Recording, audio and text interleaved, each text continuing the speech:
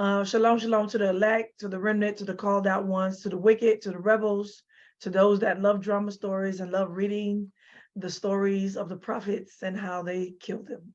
This is Sibaya. As you can see here, that I have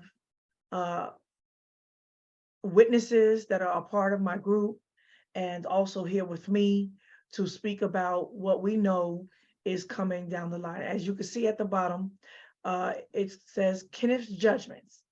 And this is the brother right here who was a part of this ministry. And as we know that he has linked hands to do evil with other evil rebels that hate me, upset with me, and want vengeance. And so we know that on TEOW's, the end of the world ministries, obviously he doesn't know what's going to happen to him at the end of the world, based upon his campaign to find false witnesses, anybody not being able to judge if they're speaking just off of vengeance, hatred, malice, or truth, and with no witness to investigate to find out if what they're saying is truth, but just reporting their angry witness against me, as he right now is very angry and very vengeful. I don't speak off of vengeance, though I do speak the sentiment of Yahweh concerning the false prophets, the false leaders, and the false shepherds, and those that stone the prophets through falsehood. The sentiment of Yah is anger, and I express that through my judgments and my rebukes to the leadership. But I have no personal situation where I am acting out vengeance on people. People might assume that, but that is my job, to rebuke and reprove and call out and to show the people. And when I say the people, I don't mean these people, I don't mean his people, I mean the elect, so that they won't be fooled. I don't have a problem with, you see, I don't deal with conscious community. I don't deal with African community, Pan-Africanism. If they want, whoever wants to do that, idol worshipers, Christians, that's not my calling. I'm not here for that. I'm not here to save the whole world. As you see, I don't go after Europeans. I don't go after the Edomites. I don't go after Jews. That's not what I'm here to do. That's not what y'all call me to do. I'm blowing the trumpet for the elect, and only the elect to hear the call in the midst of a lot of hounds, wolves, and jackals barking in sheep's clothing. So we see TEOW ministry. I'm gonna pull it up right here. You see Sarah Johnson. You see the video that was just done with Miss Emily, and by the time you see this, you should have already saw the testimony reproving and rebuking and proving that what she's saying is a lie. And now you see Kenneth.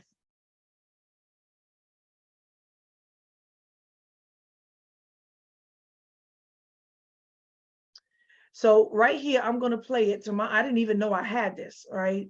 But I believe we might have lost the first minutes of this situation. So we don't have it, but we have a good chunk of the meat of the whole accusation from beginning to end, and the way he responds to it. So you know, this is not made up. He's there. He's there. This is a grown man, right? He's going to talk to TEOW like he's a man of Yah. He's a warrior. He's got chest and he's got balls. But you're going to see that he don't have none of that, right? In the midst of truth and a true judgment. My brothers are here to speak out because they are the ones that can be a keen witness as they live with him, and the brothers dealt with the brothers more often than the sisters dealt with the brothers. Though Kenneth had his mouth and his hands on every sister some kind of way in their ear or in their situation altogether. Even Roz can deal with his inappropriateness on how he would grope women, touch women, fondle women in the beginning. So if anyone, a lot of things I already put out concerning his situation with Yamima, but we're going to recount it. But if anyone want to just go back and take a look at that, you can listen at that video. I'll post it right now. So with that being said, we're going to play this through all the way through. I'm not going to edit anything to my understanding. There's nothing here that I have to hide to protect anyone. There's a few names, but they're here to speak on their behalf. Okay, so this judgment took place right after, I believe it was Passover, right after Passover. And you're going to hear it, and we're going to give context, because I know that as you're hearing it, this is the judgment in which he was removed. And I'm going to tell you that it's because of this judgment why he's seeking vengeance. One, to take over my ministry. You're going to hear it, that you're going to hear it. So all of y'all that are seeking the true judgment, learn, because this is a learning lesson. I don't have no problem with putting the judgment. They could call me a woman talking to grownups all they want. You're going to see that this is a practical conversation that grownups would have when they are dwelling together and these kind of offenses is being done, either within ministry, within a home, within a church, within anybody's community, within a college. This kind of behavior would not be gone unchecked. This has nothing to do with being adults or children at the end of the day. I know the anatomy, the psychology, the biology of a man, that they can typically, mostly hear the voice of a woman. I know that through the flesh of a man, it is very provoking in your flesh to hear a woman speak very strong to a man. I understand the ego that comes up, but putting all that aside, this is not about men or women. This is about lies and truth, righteousness and wickedness. And this is about the kingdom. What is being said, what is needed, and what must happen for us to obtain the kingdom. As y'all said, when you first do judgment amongst yourselves, then I'll call you the city of righteousness. Then I'll be, right, Yerushalayim. That comes down, Yahweh, city of peace. So we're going to play this out, and we're going to stop it. If anyone want to stop me at a certain point, but I don't want to stop it like every 30 seconds, every minute. I want to get a good chunk of the situation, because I believe a lot of it speaks for itself. All right. And we're going to play this out. All right. Starting now. Let me make sure that all the sound is up. Okay.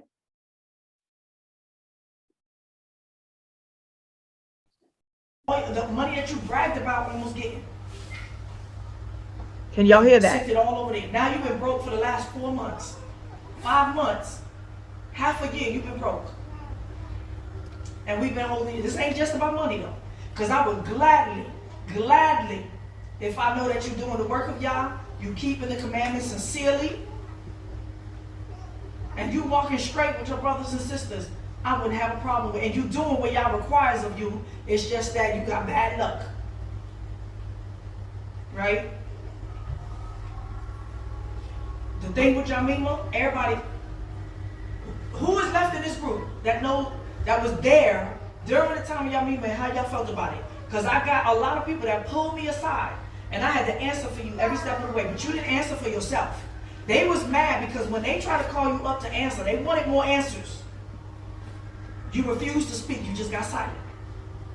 And so they pulled me aside, and I'm sitting here weighing your balances because I loved you and I saw potential in you, and I covered for you. When I say covered, I wasn't hiding your sins.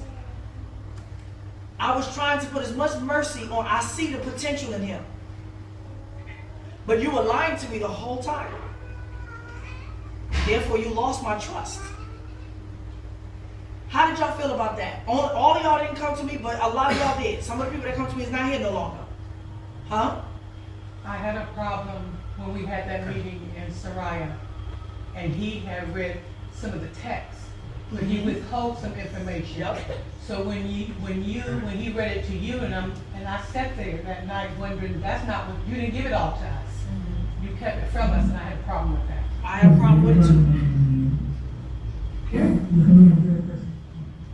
And I saw the way you handled that, and just behind called me.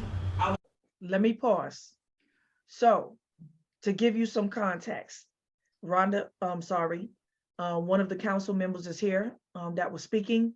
To give you some context, I was not there in Egypt. Once again, this is something that is being pushed out there that I started some occult group for everyone to join me physically and be under my thumb and under my dress. I was not there. The group formed itself.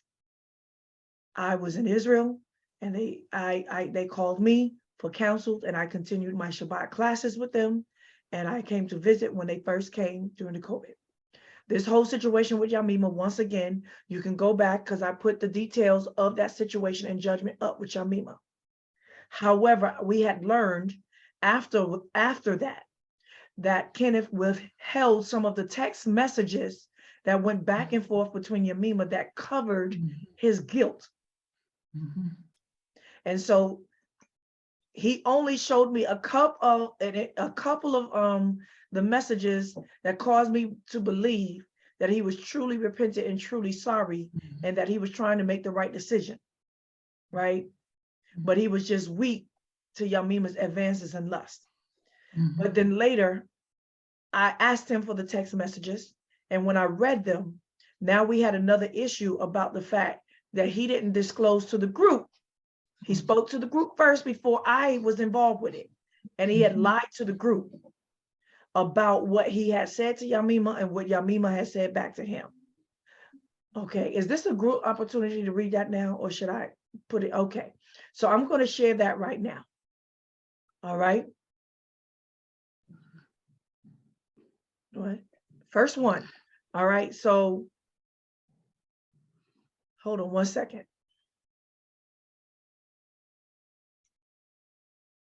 Let me pause. All right. Okay. As a witness to the meeting that night, we confronted him about the situation with Yamima. And we were trying to help him. And we set some guidelines actually for the both of them so they can help fight what was happening between each other, between each of them. Who was the we? Was this the council or the whole group? It was the whole group. Okay. It was the whole group. And we, not to be alone together, not to sit across from each other, you know, and to sit away so they're not looking directly at each other. Those were some of the guidelines. And they would venture off. So this particular night, we asked to see the text messages because he was saying that she was communicating with him.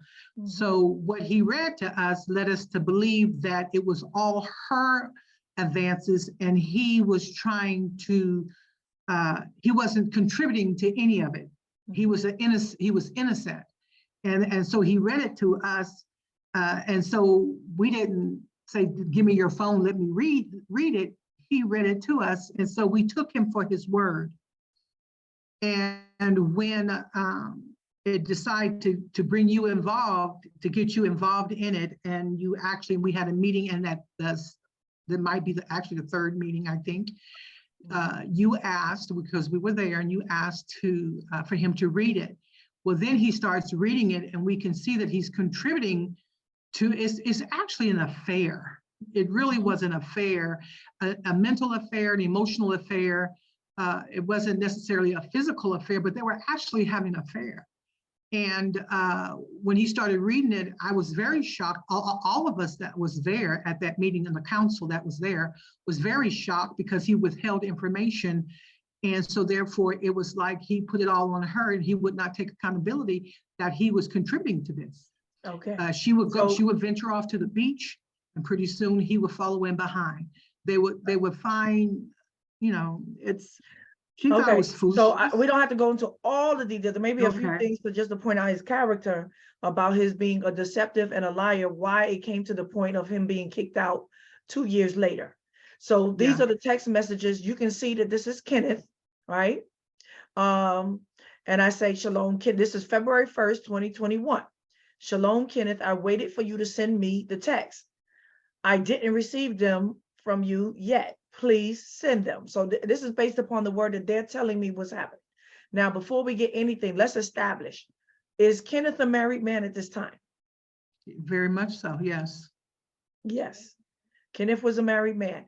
Was he still in contact with his wife? I know personally that he was still talking to his wife, in contact with his wife, and he still was trying to win her soul, I guess, or convince her to come and join him back with him with his son and his other baby's son, somebody else's baby, right? Not his.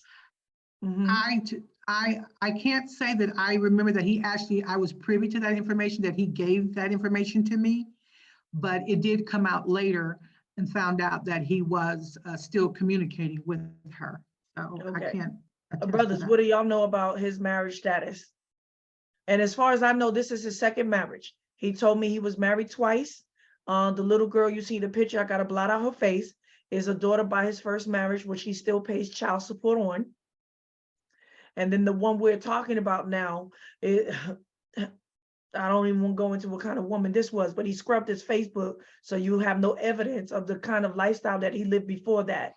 But it was like half times pastor, the other half he was like a Mac Daddy, gigolo, pimp, right? But he scrubbed that. Yeah. Okay, so what do y'all understand about his marriage status at this point? What did he disclose to y'all as brothers? At this point, he had revealed to me that he was still married to his wife. However, he was going through the process of trying to get a divorce. But according to him, I guess she wasn't cooperating with going through with that process. But he did reveal to me that he was still married at the time. He was still in communication with her. He was also providing for her financially. That's interesting. He told me opposite. He told me she wanted the divorce. And he was very upset because he found out that she had chlamydia. And I believe that she was pregnant now with another dude's baby while they were still married. Okay. And what do you know about it? And I was still on the internet board at the time of Okay, the you wasn't incident. physically I there. remember, but I do remember the establishment of the rules, and that was the first time that I saw you get upset because of what was happening, because you weren't there and you were still in the land at the time. So that's all I know about the issue. And let me say this as well. Kenneth is a compulsive liar. So it's very possible that he told you one thing and came and told me another thing and told another brother another thing. So this is probably the reason the story is conflicted, because he's a compulsive liar. Mhm. Okay, so I'm gonna read off the text messages so y'all just see the initial context. But this brother was a married man, and he was still looking to make amends with his wife, even though I just said what I just said he told me. Okay. And I don't even know if what he told me is true at the end of the day. All right. So here's the first text message. December 13, 2020. I felt heavy and sorry. This is Yamima. I felt heavy and sorry for the way it goes for you in the meeting, but I also know that all things work together for the good to those who love Yah. So what happened in the meeting was this speaking to him, one about his behavior with women, right? And Rosalind, a situation happened where go ahead, you can tell. Yeah. So a situation happened when we were living in a city, and for whatever reason, I was making bread for the family. I think some people had gone to pick up a sister who had just come out from the airport, and we were making them dinner. And so I was on flatbread duty. Sometimes I stumble through flatbread duty, and so I'm trying to knead the dough, and Kenneth called it upon himself to step behind me, and my uncle's standing right Straddles next her. to me, and he literally like straddles me behind my he stands behind my back, puts his hands on my hands, and begins to show me how to knead the dough. And I had this like freezing moment of what's happening here, and I think that he realized it, and he checked himself and he left. And it wasn't, anything sexual on my part. And I don't even think it really was on his either, but it was just an example of how inappropriate he is and how comfortable he feels with women when, as we know, as we enter into this walk, we should not be having physical contact with one another like that. Yes. So we know we on another level spiritually. Even when I had ordered people that I don't hug my brothers, right? I bow. right? Particularly my brothers, and being the person that I am, and someone who, no, I'm not naive to the world, that we're not opening the door to cock fields, and we're not kissing and stuff like that. I've already been to communities where all of that stuff was allowed, and the amounts of fornication and adultery and that happened through those kind of interactions between men and other people's women that was allowed, was really bad. And anyone that's been out in the world can know that y'all had experience either from your side of doing that, cocking the field, or getting tingles by something like that, or married where somebody did that to your wife or your husband and you didn't like it. That was too intimate for another man to be hugging your woman, face front. Even when I first met him and I told him, he grabbed me anyway for a hug.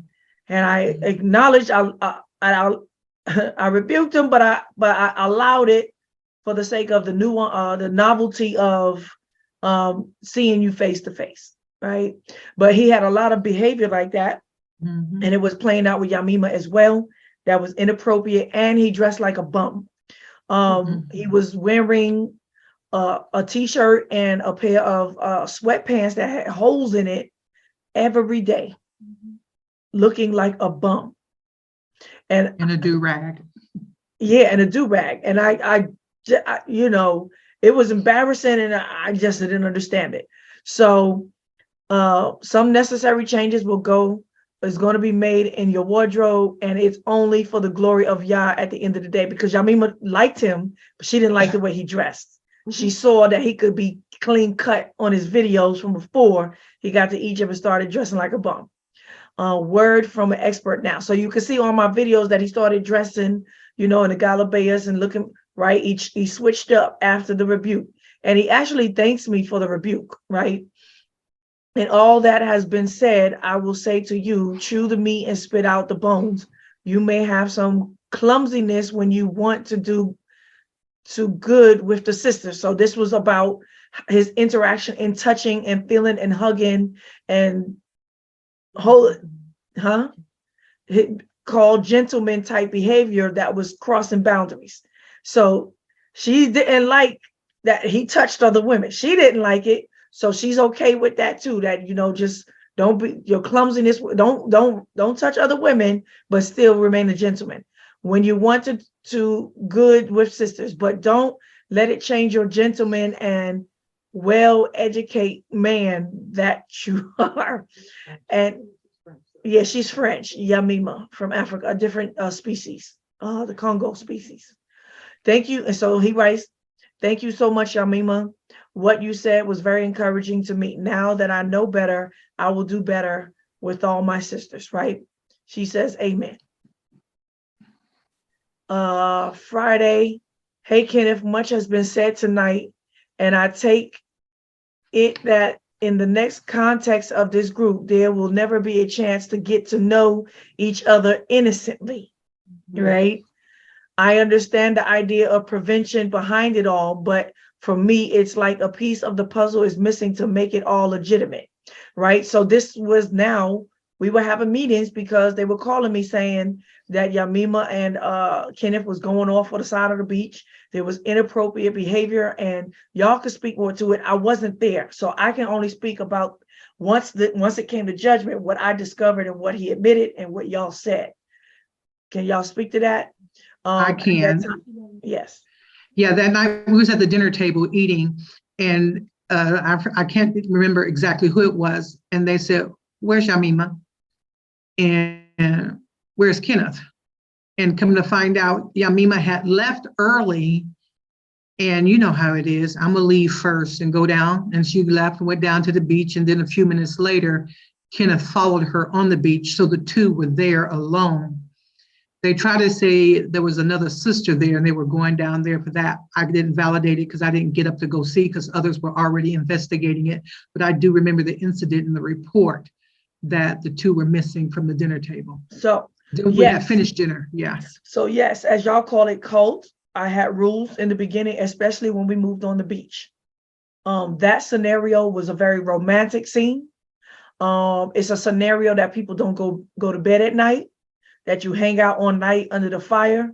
create romance scenarios, and everybody was novelty to each other, getting to know each other. And now we have brothers and sisters sort of co-eding, right? And we had, how do I say, community bathrooms.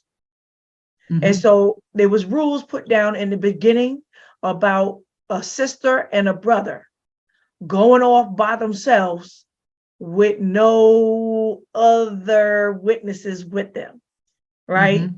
Right. And so everyone agreed to this, everybody understood it, and that was my rule concerning this issue in the beginning, right? It didn't remain Correct. that way. It was that environment, and we still have certain sort of rules about appropriateness to let not your good be seen as evil, right? We're talking about a brother and a sister that's making a habit of waiting till everybody go to bed and they still sitting out there on a habitual way, right? Spending personal time and then dating right in front of us and we don't know. Okay. Exactly. So this was going on. And so did y'all want to say anything? I mean, did you want to say anything, brother? Oh, you're on mute. Okay. So I guess I'm pretty saying a good job. But like I said, we can't go through all the details. I'm just reading this because I didn't before to give you context. So she's saying a missing piece of the puzzle to make it legitimate. The missing piece of the puzzle is the fact that he was still married and not divorced. Okay, so we will respect what has been said tonight in terms of not being alone because this is Talia's group. But if the day comes that you should decide to leave the group and more, then I am more than ready to follow you. Okay, and of course, between us, things would be done in order of Yah. The happiness of one does not always make the happiness of others. In other terms, the birth of a relationship can arouse jealousy, and this is very heavily what I perceive in the context of this group, and a lot of reason is put forward to make up that. At the very beginning, you and I lacked wisdom, but we couldn't tell. We just wanted to do things innocently in the light of all. What? Come on now, we're talking about a man that was married 2 to 3 times. A woman who confessed that she played the whore all her life because she was looking for daddy. This is crazy. There's no. Okay. Her clothing betrayed, because she was a petite woman. Yes. Then she would wear clothes that would accentuate her waist and her figure. She had no figure. It was fake breast. And if I can interject, that at this point, Kenneth had these screenshots, these messages from Yamima, and we had a meeting ultimately where she left. And the group was trying to explain to her how her behavior with him was inappropriate, and she kept saying that she didn't have any feelings for him. It was just, he's just a brother. He's just a brother. Yes. And he had these messages in the pocket to display, to tell her, like, no, sister, you actually do have feelings for me. This is what you're sending me. And he never showed that. No, they were hiding. Such a coward. When it came to her issue, this is what came up. And they were both hiding it. All right. Before talking about loss, there is an innocent nature attraction that occurs when 2 people like each other. It's completely natural and innocent. And I think we have it there. And that's how start many married couples that Yah unites without being necessarily the work of the devil. Now, we all adults here, right? Y'all stupid? Who's stupid? All right.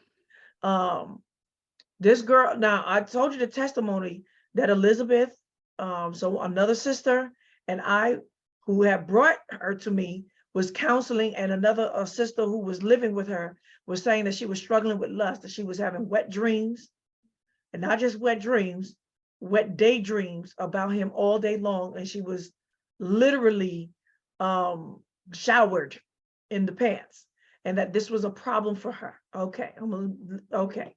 All this to say, if we are seriously interested one to another, you should get your side in order with your marriage, and in Yah's timing, you and I could move forward. We are on the same page. Am I presumptuous? Right, we on the star. same? Now, he did not show me this part of the message in the beginning. He said, Shalom, Yamima, thank you for reaching out. I know what my heart wants, and no, you are not being presumptuous. I want to take the next couple of days to seek him, Yah, to understand what is his perfect will concerning us. Is that okay with you? Like, this is crazy. People be talking about, I went to seek Yah about my wickedness to see if he would give me permission, Mhm. right? Mhm. All To right. commit So he adultery. didn't show me this. This is all culminating to what happened to him getting kicked out. Okay. No, when I went to see God about my wickedness, you know what my answer was? The prophet Zebiah telling me that I was wicked and I needed to stop and sit down somewhere. Mm-hmm. Mhm. All right. So she goes, glad to hear that we are on the same page. I'm into what you said. It's wise, and I reassure men that you are looking for Yah. So yes, it's okay for me. So he didn't show me that either. Shalom, Kenneth. He showed me this piece, I believe. The subject of the last Shabbat, especially tonight. So I start getting wind of it, and this was when I brought out the love, sex, marriage, and divorce, and she challenged me. When I say challenge me, I allowed anyone to challenge me without putting your personal emotions and disrespect. This was one of those things that I said, before you join my group, understand what this is about. This is what I'm teaching. Now, that hasn't come out yet, and y'all can speak on, but I'm gonna let you know right now, I believe in celibacy. If you played the whore, if you've been through 3, 4, 5, 6 marriages, if you slept with over one woman and you slept with over one man, returning to Torah means repent and forsake. That I don't believe that you can be married again and get the kingdom of heaven.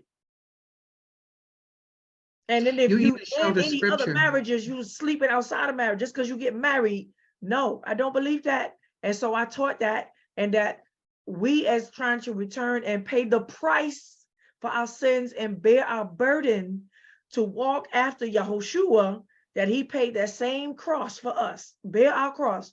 This is what I teach. So if someone won't call me a true Nazarene or Essene, that's what it would look like. That's what I teach. And so this That's is how the scripture brothers too. that are not married, that played the whore, walking out, and then most of the men were married. So they didn't have to worry about that, because we don't believe in multiple marriage. So Yamima was very upset because I said some things that she didn't like, right? His message was clearly directed at us. That means my message. It is very confusing, but it is what it was, what it is. Where I take exception is that the scripture are forced to pass her anti-marriage doctrine. Let me explain. I discussed the subject with Hugh during the week, mentioning the cultural aspect of polygyny. So we're not talking, mind you, what we're talking about, from a Bantu culture, which I am from, point of view. I think he told her about it. That's why she is angry, her lesson about the African culture aspect of the practice.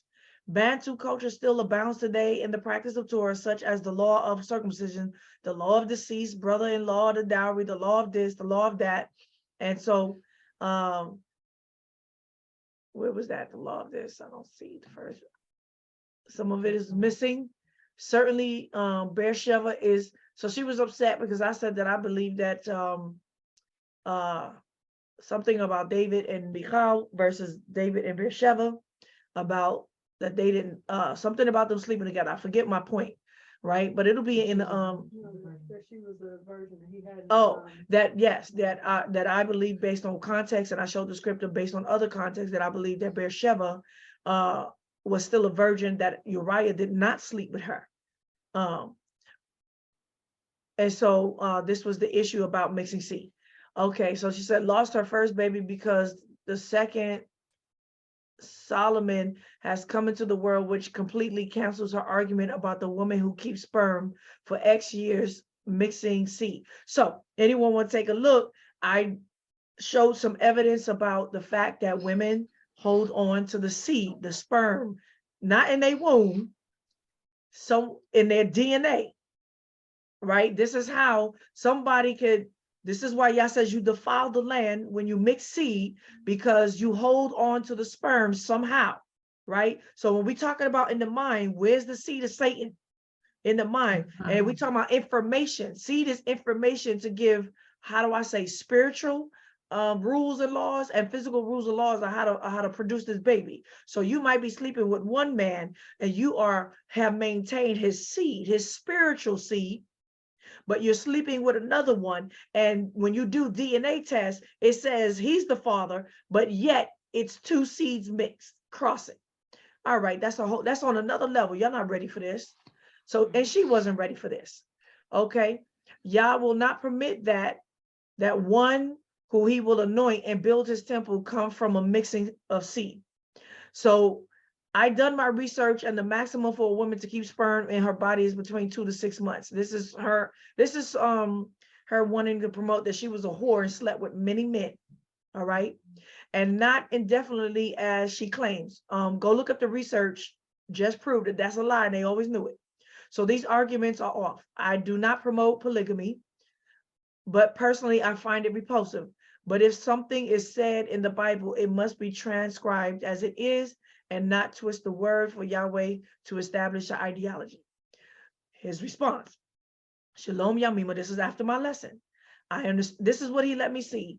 Go ahead. Before you read that, can I add that this Shabbat lesson was also an open discussion, that if Yamima had any issues, as Talia has expressed, that anybody can come to her, ask her about it, debate her, challenge her with the word. And Yamima, I remember that day, she kept her camera closed. She was silent in the background, didn't unmute her mic, not one time. And so to see that she's so vocal about this to Kenneth, this is an obvious witchcraft tactic to get him mixed up with her, regardless of what Talia Sibaya has proven by the word to the whole entire group as far as the standards of joining the group. I understand what you're saying. Maybe you have one-on-one conversation with Talia to grab a better understanding. So Kenneth came to me after I did that message, and I do believe that it touched every brother and every woman. When I taught that lesson, it was profound.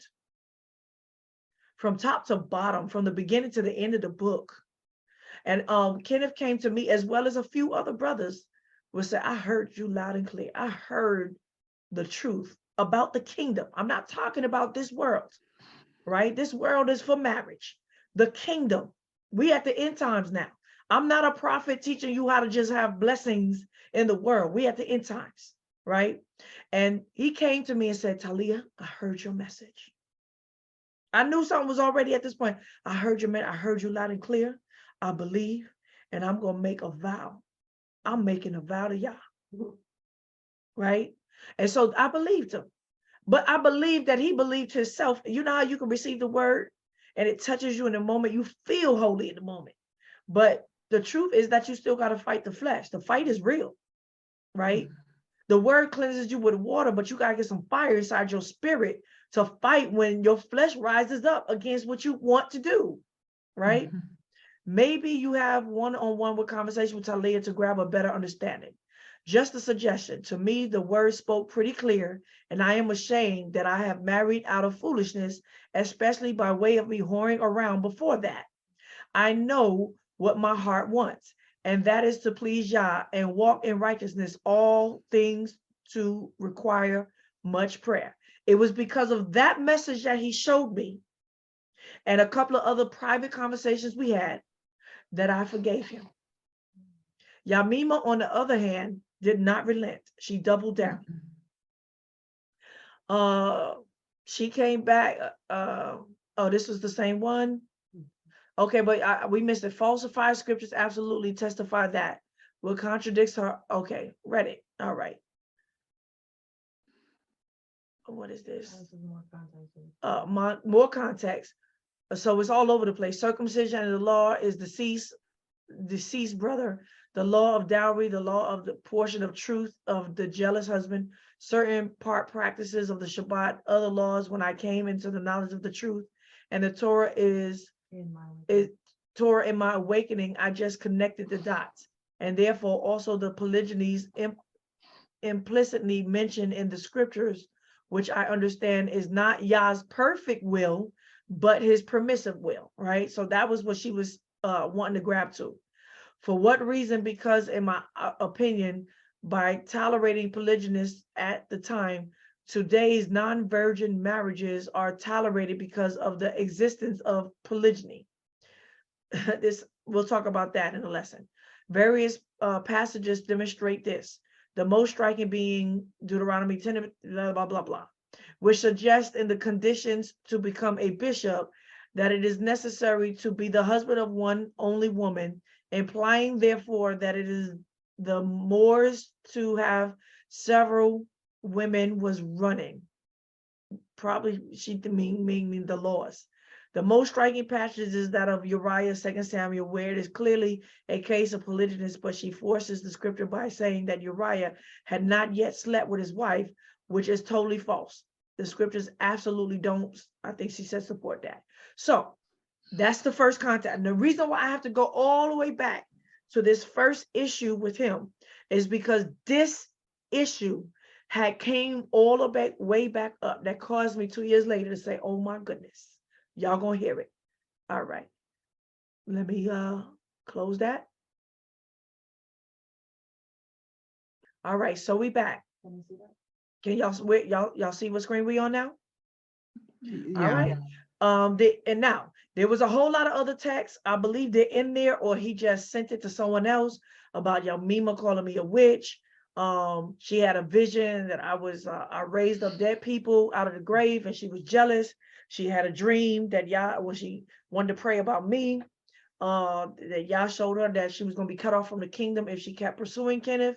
But whatever these dreams was, it all backfired, and somehow I did her wrong. I never had one loud thing to say to her. Well, I didn't even have a strong voice. I had a lot of compassion. I understand when someone is caught up in lust. And I was very upset with Kenneth because he was the one that opened her lust up in the beginning. By the catering to women, giving her much attention and telling her that her skin was beautiful. And he did the same thing to Lydia. This is why Lydia was also upset and very vengeful inside of the group when I didn't let her in. Kenneth was undermining my authority with young girls, young women, and young boys who was very impressionable, and he was undermining the righteousness that was going forth that I was teaching, while pretending that he was counseling people in that righteousness. Okay. Does anyone have anything else to say before I go on? I'm only 2 minutes in. I'm gonna let it play. No? All right. No, I mean, she was just very argumentative about it. So she didn't want to hear it. She thought it was foolishness because I was sitting next to her that Shabbat afternoon class, and she just got so upset that this is foolishness when we had addressed her going down. I believe at that time she went down to the beach. So she was very close-minded. And she was persistent. Based upon the testimony, she was persistent on seducing Kenneth back. It didn't work. I intervened. Okay, let's play. I was in Israel at this time. Holly, I'm so sorry, and then, right? Doing all the apologies behind, but you didn't really want to give Yamima up in the situation until it got so bad, right? I sat there and took a judgment and rebuked from Yamima when you could have fixed it the whole time. I'm accusing her of something that you know is true, and you kept quiet the whole time and let me get lambasted and blasphemed by Yamima to cover yourself, right? Now, one would say, why am I bringing this up? I was supposed to have forgiven you for this. I'm going to tell you why I'm bringing it up. Because I had to go back through it and really weigh the balance again up until now. It's causing me to be upset with you, which the group here that's already been here already knows. Y'all don't know. But y'all actually do know, because when I say it, you're going to realize, yeah, right? The brothers are fed up with you. They don't believe you. Both, they don't believe you. So they love you. They don't trust you. They don't believe you. I got it from mostly, almost half near darn all of this group that told me I don't trust Kenneth from the beginning. All of them was holding on to you off of me. All of them came to me and doubted my judgments after that over you, Kenneth. Like I got weakened in their eyes. They all thought I had a soft spot for you, and they're right, I do. Because I see the man that you could be and you should be. So I'm holding on. I don't want to throw brothers away like that. They're rare. Our black men is rare.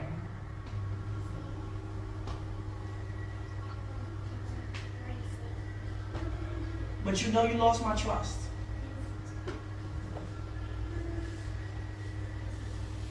Here we are.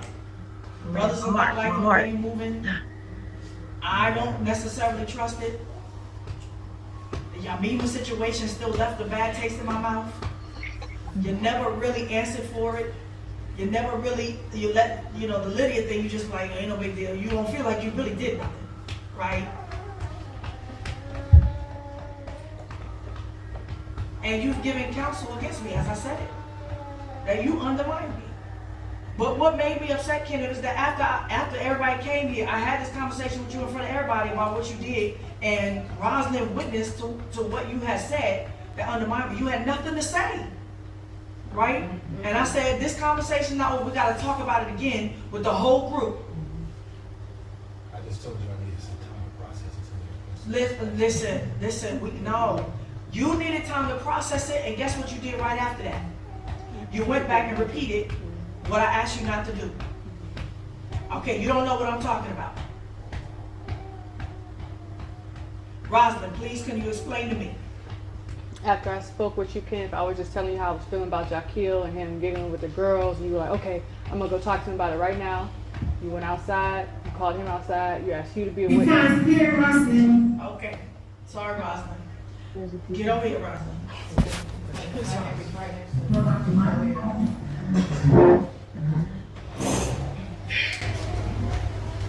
Sorry, just go ahead and sit right next to me. I said that after Pesach, I think it was, the meal after Pesach, I was expressing to Kenneth that I didn't like Jaquil giggling with the young girls, Sadai and Ayana and Mariana. And he was like, okay, I'll go talk to him about it right now. So he called him outside. He called Hugh as his witness to be a witness in that conversation, and he addressed it with him.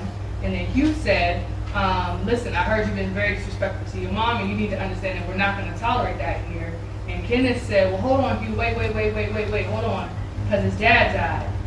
And Hugh said, I know his father passed, I don't want to put words in your mouth, but that doesn't give him a right to be disrespectful to his mom. And he was like, oh, okay, yeah, you're right.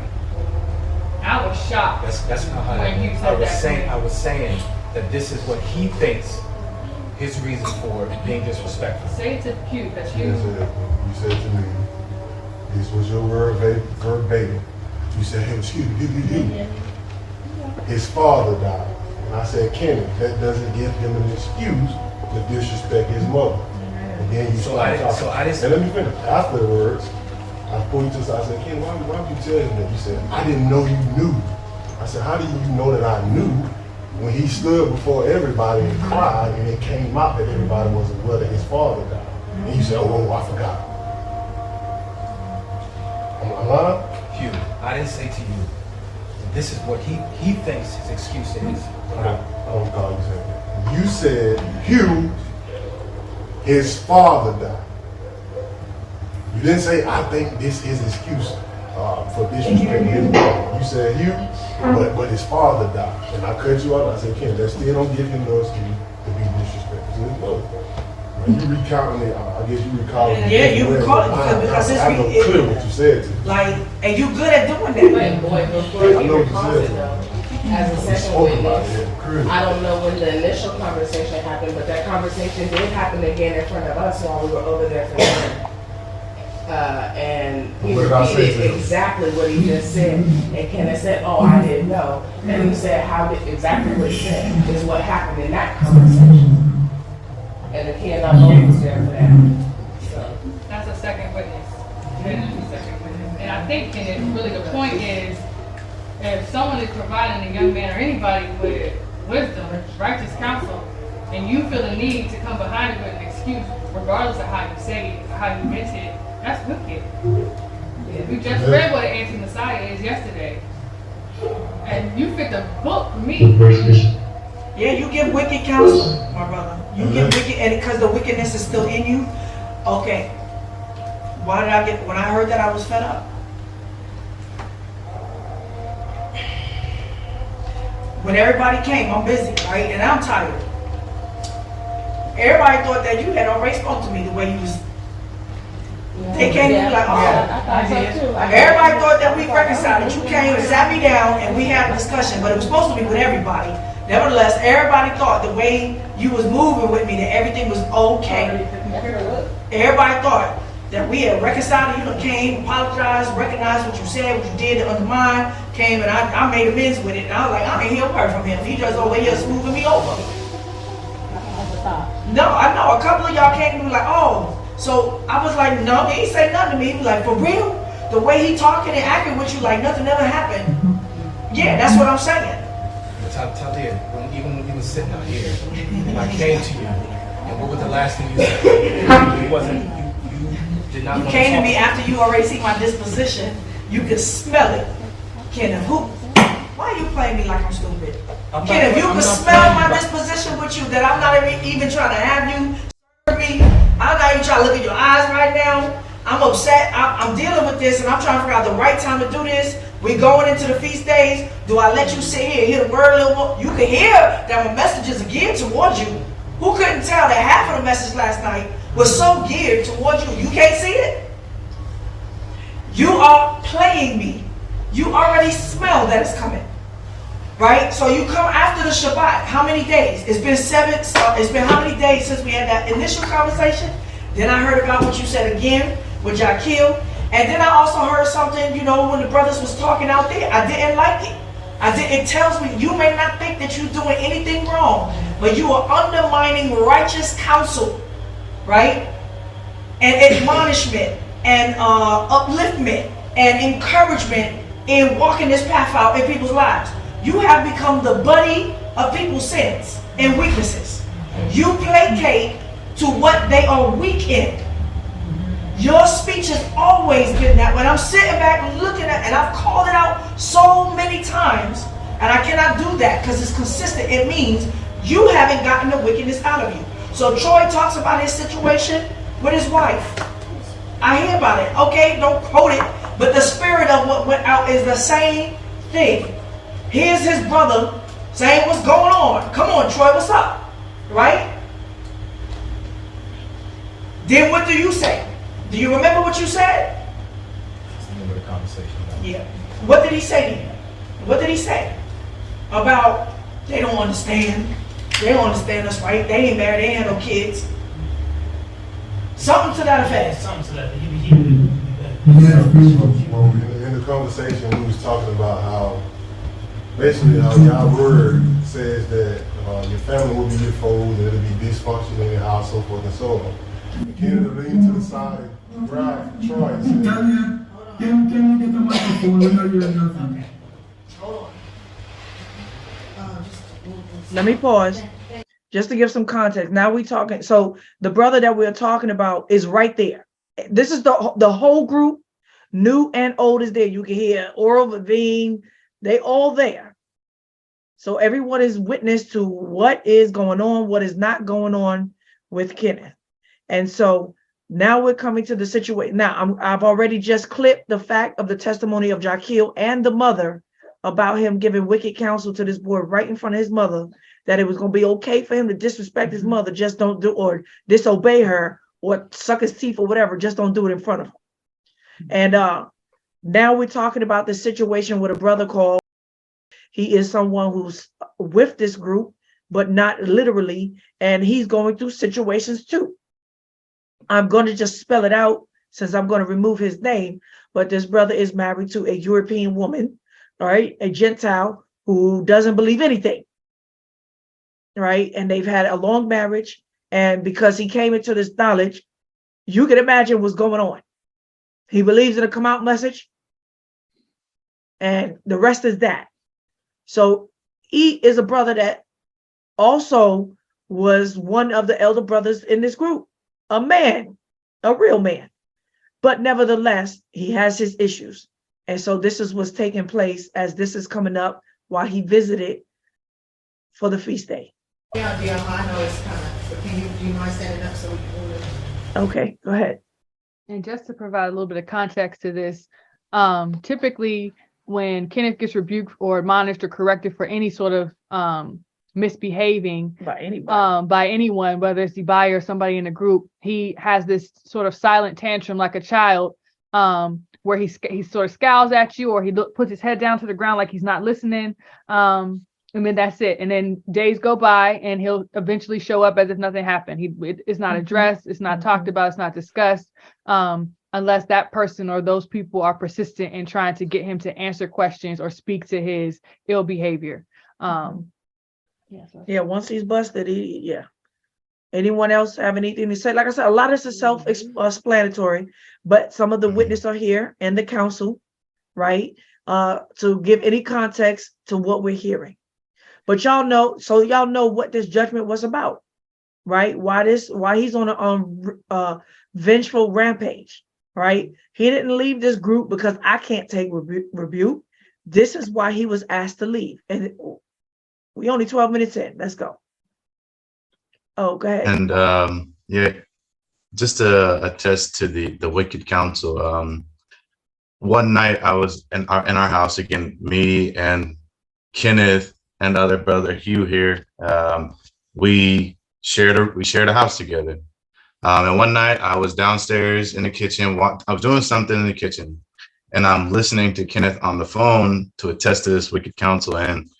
And he's a man that has been complaining about child support, and he knows that I'm dealing with the same thing. And so he would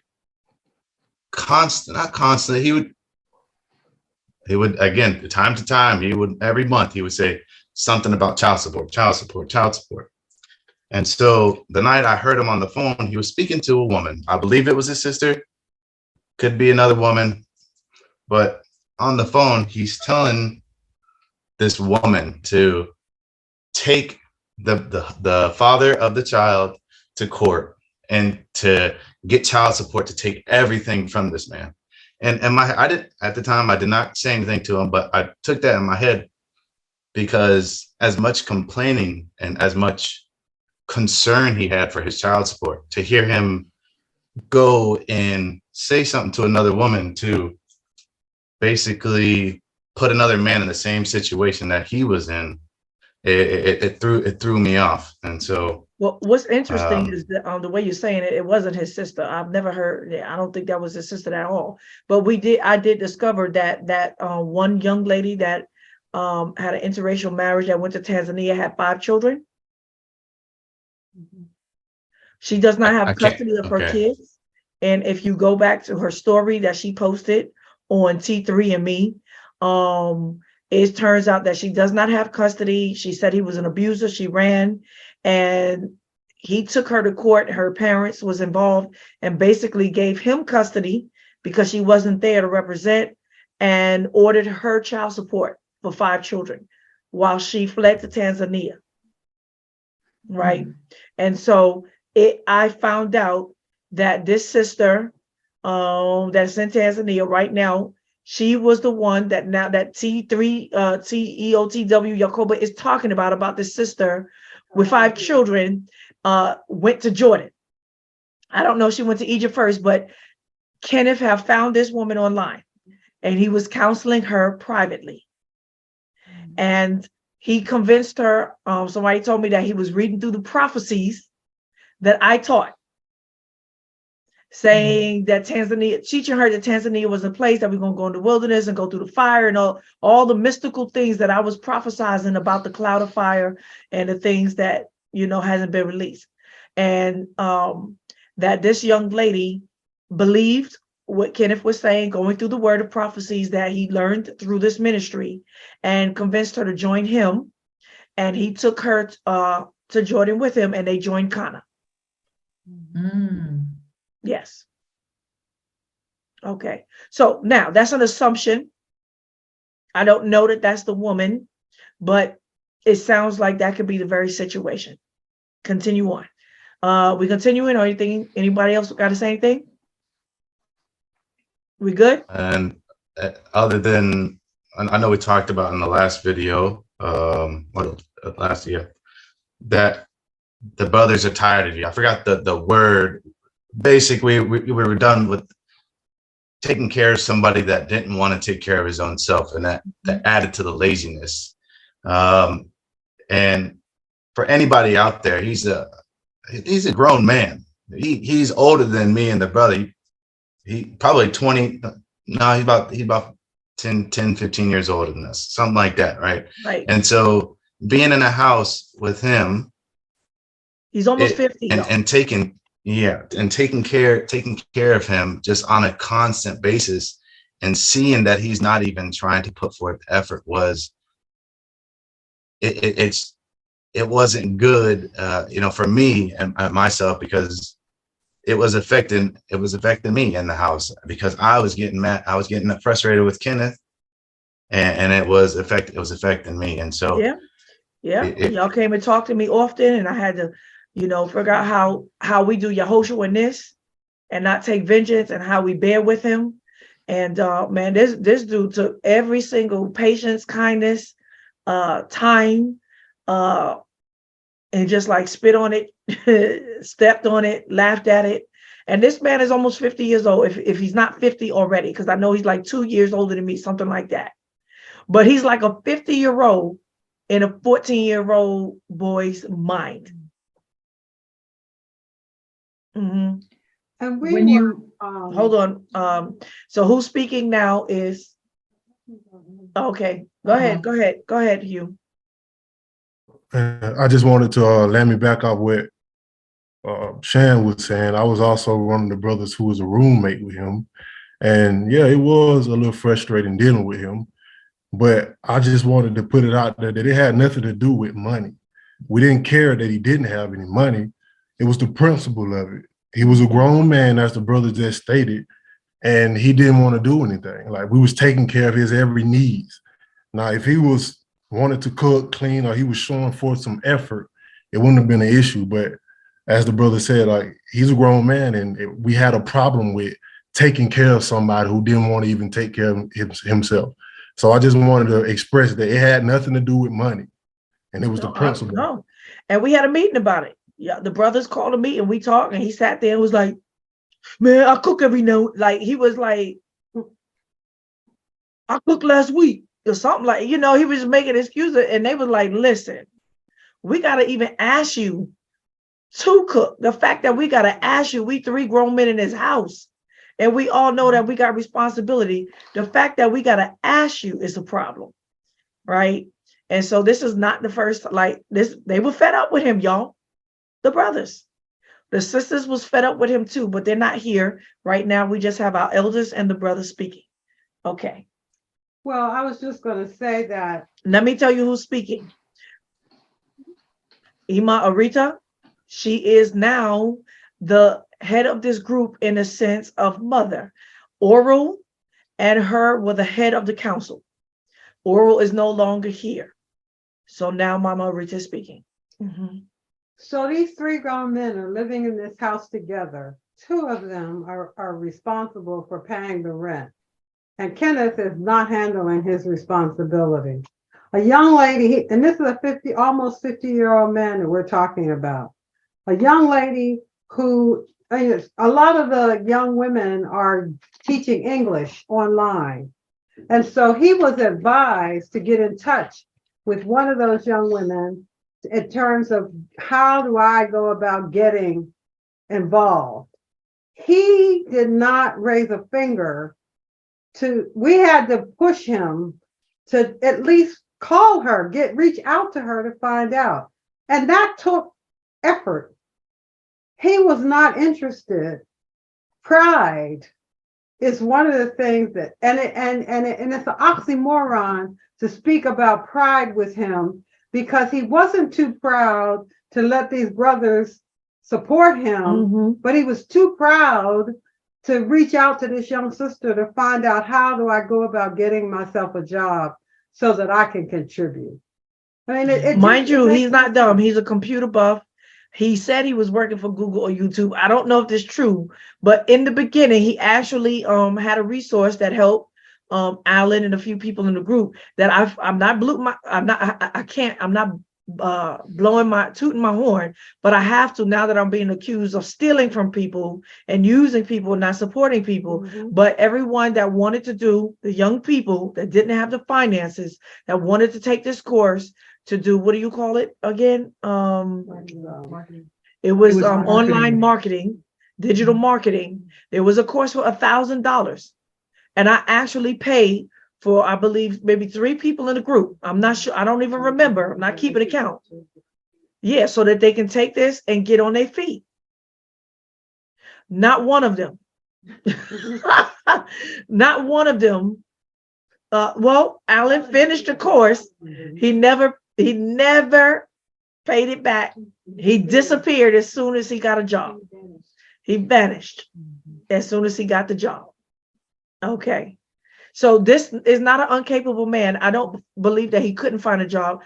I believe that he was caught up in some kind of what do you call it? Habitual. No, like addicted. I believe that he got caught up in some kind of addiction with watching other people's ministries and prophecies and people that was the come out message. Because he was the one that kept sending me videos to go after people, and Sister Kana and what she was doing, and other brothers and the other 400 years, and these other 2 people is teaching the 400-year message, and they stole your message, and that's why he knows about the EOW. He's watching everybody, right? And I believe that he fell into some type of obsessive addiction that he did not. He hid himself in behind his computer in the darkness, and also there was an idea that he might have been caught up in pornography as well. And in terms of, And I would also I would just like to add that it'd be just me reaching there, but he was, like I said, on the pride, he didn't want to work for the $8 an hour. He didn't want the $5. He wanted the 10,000. Like you said, he wanted to work for Google. I do believe he had an interview, and I do believe he had some child support coming in, but that was all taken away. But Brother Hugh told him, is like, this, don't you think this is a Yah doing this to you because you're not providing, you're not trying, you're not sowing anything for Yah to even allow you to reap. So that is a characteristic of him, that he's just very prideful and didn't want to just make $600 a month. So and my thing was him is be transparent about what's going on. He wouldn't tell nobody what was going on. He just begged for the money at the end of the month. Okay, go ahead. When we were at the camp, let me go back a little bit, and everybody questioned why he was always in his room. He never came out, and he was in his room all day long, and we didn't know. We thought he was working.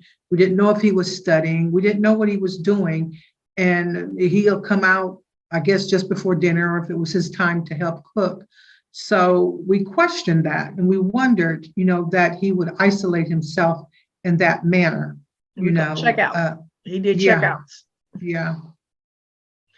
Go ahead. yeah, And let me just say as well, a lot of those times when he was doing that, I believe that he was unclean and he was ashamed to come forth and tell the family that he was unclean, because he could have had a nocturnal emission at night. I truly believe this, and the reason I believe it is because after speaking to Oral testified to the fact that Kenneth did mention that on a few of those occasions when he would stay in his room or be in his room all day acting like he working or doing something, that he was unclean. So again, this just speaks to his character. He's not upfront, he's not forthcoming, and he's a big liar. So yeah, that's what I want to say to that. And I was just going to say that, no, Kenneth is a showman. And so in terms of employment, as the brother mentioned, he only wanted a job that he could showboat in front of somebody's face and brag about so that he could get the accolades and the attention. Or he wanted a job that was super lazy, where he didn't have to do much work and he could sit back and sort of make the money, let it passive income, I guess is what they call it. Okay. All right. I'm going to, you spoke, Mom? Okay. I'm going to let it play. Can you come to the mic?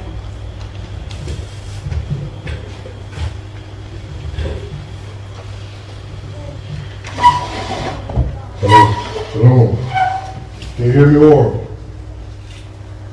Can you hear? No, Say it Can't again. hear me? Just keep speaking, I'm adjusting. no, I'm hearing Talia out, but not you. No, Can you hear me now? no, Say it again. nah. You hear me now? Make a circle, yeah. Nothing more for you. What about now? Close the windows, y'all. Close the windows. Better, better, you hear me now? Yeah, No, it's the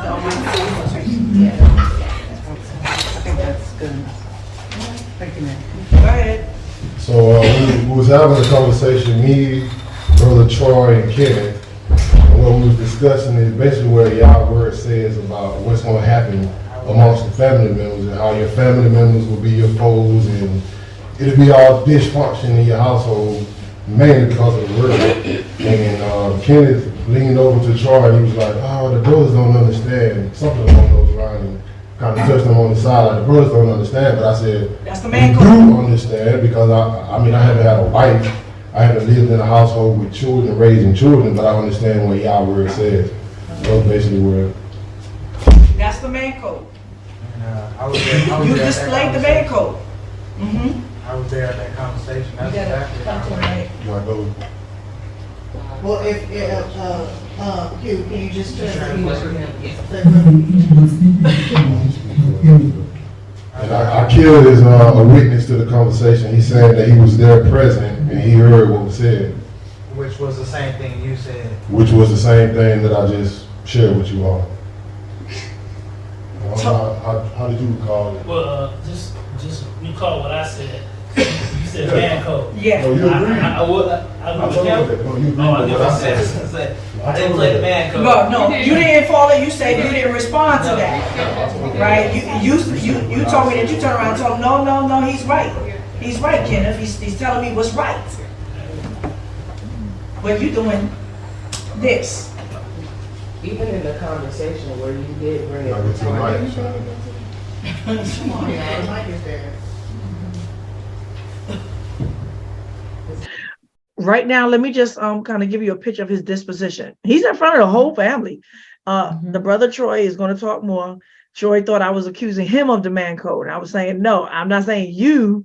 I'm saying that he was placating the man code on you. Like, yeah, bro, come on. We know, we know that kind of thing. I'm going to excuse you. He's basically rocking and almost like daydreaming and just Checking out. yeah, checking out, right? This is what he does, right? He's checking out. And he does that when he really does not have an answer. He's busted. And so he cannot, he's really quick with words. He's very quick. He's very quick with his words. But because there's so many people that's witnessing right there in front of him, he cannot come up with a quick excuse. So he's stuck, right? So he checks out and he just rocks and daydreams and looks like he has an attitude. Okay. Even in the conversation where you brought it before the family, and you did make mention that you was just processing. In the back of my mind, I didn't see it as processing because clearly you haven't processed it, but it was a matter of accepting it. And clearly, based off of your actions, it don't appear as if you've accepted anything that was mentioned to you. No, what you're doing is doing what has been done before. Keep silent and let it go away, and so hopefully Talia will forget about it. And you keep on that's how you've done me the whole time, right? I mentioned before the young son that we lost, right? Drew too. I don't know what happened with Drew. Somehow, whatever speech you had with Drew didn't help him get over anything, right? He was mad with you, cause whatever. Lost Drew.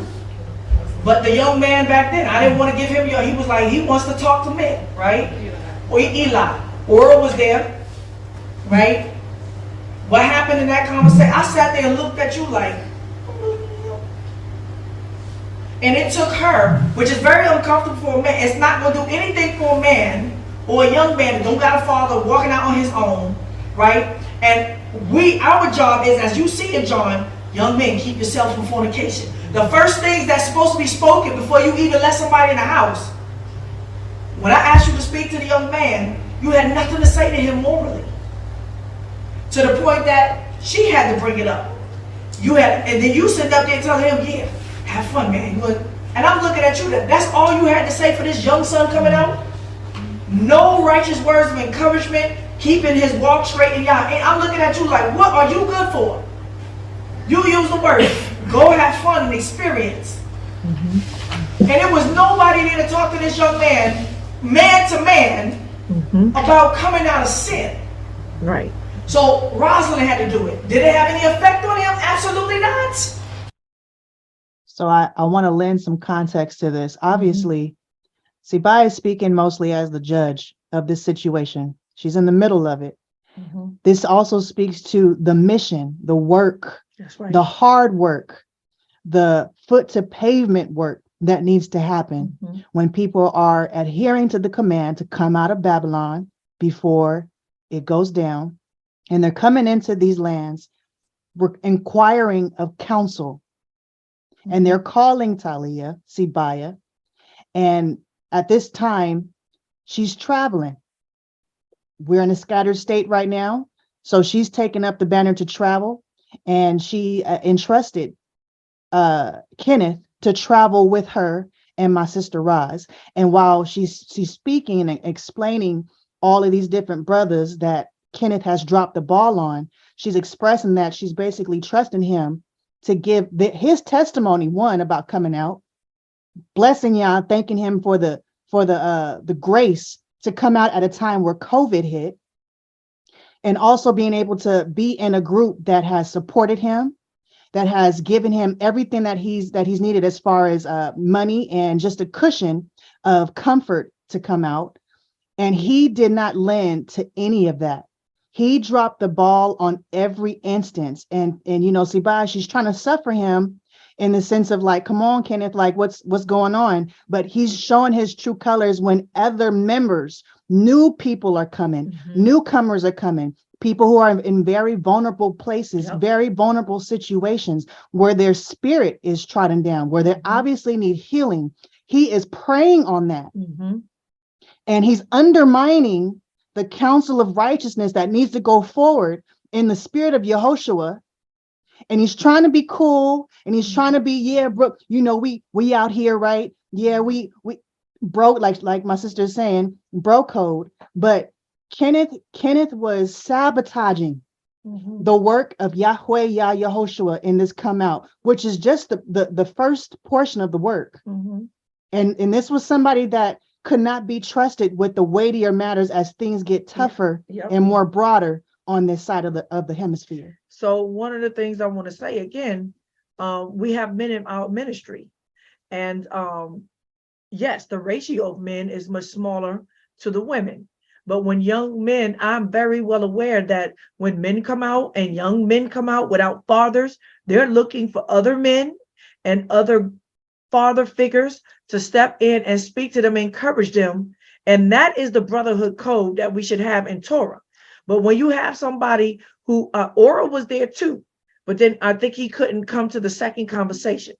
Something happened where Ora was initially there, and then Kenneth had wound up speaking to this man too, right? Or this young son. And all he had to say, we're talking about wisdom about tickets and situations about his finances and what he should expect and all of this other stuff. They weren't coming to Egypt, mind you, right? We're helping people that's following the message, not following me.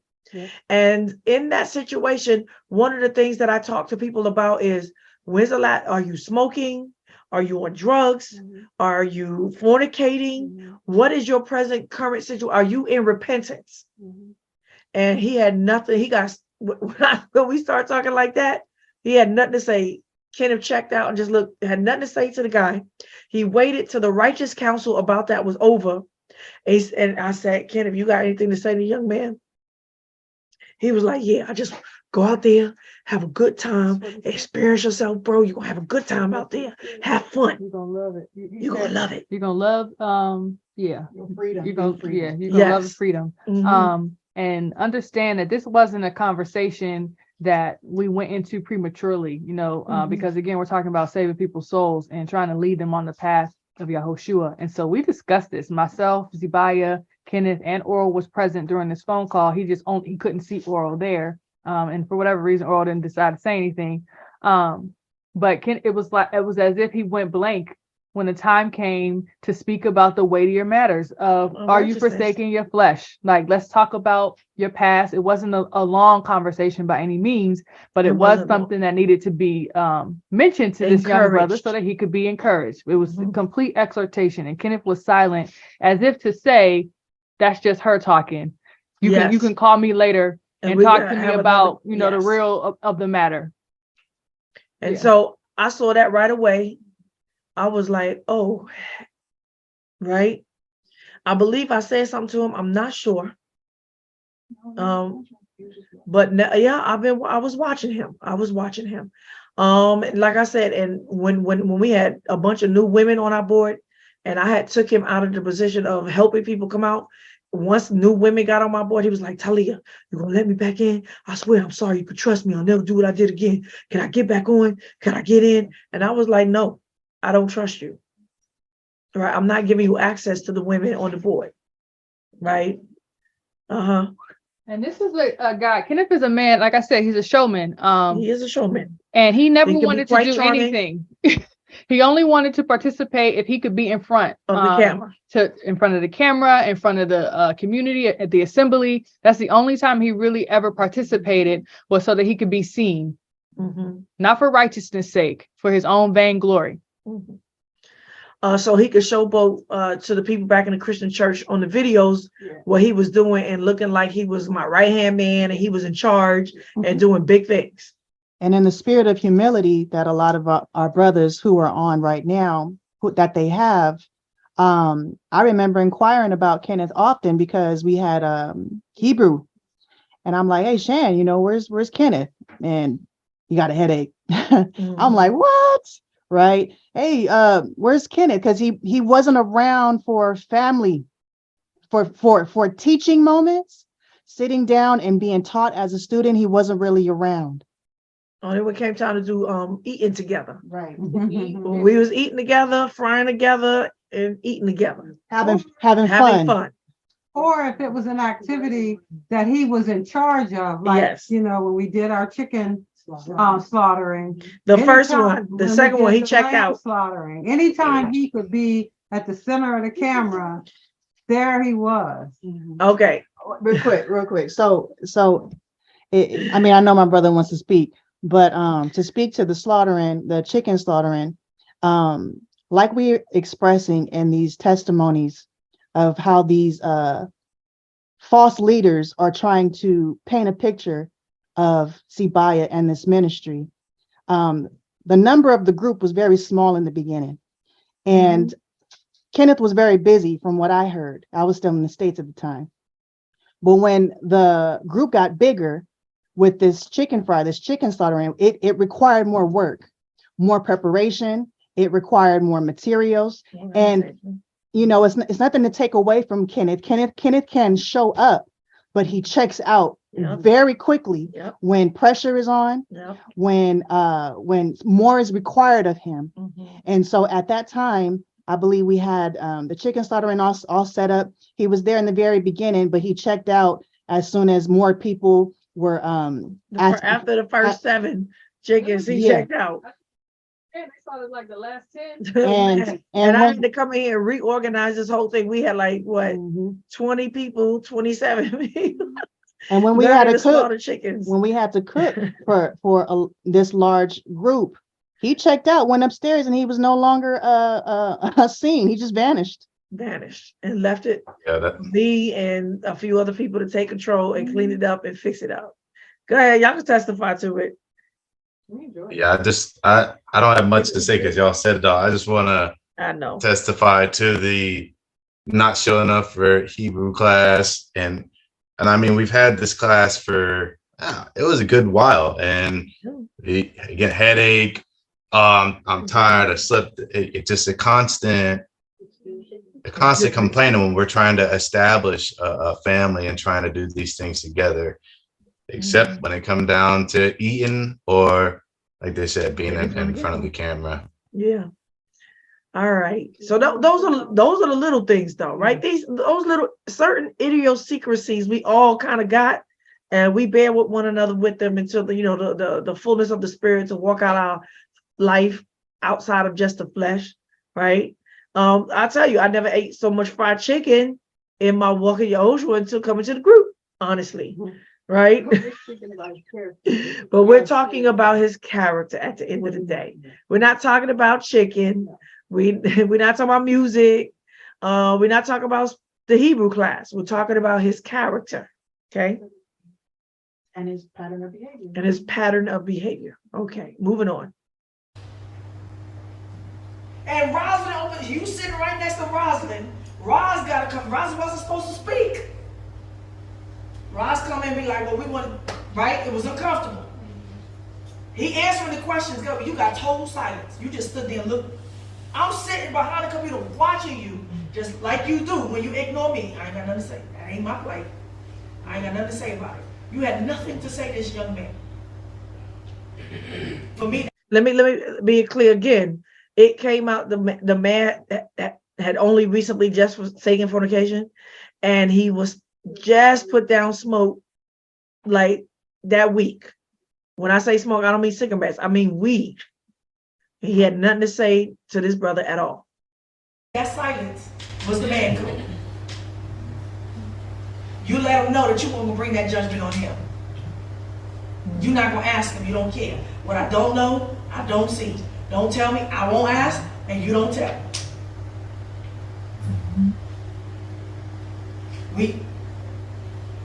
You were there.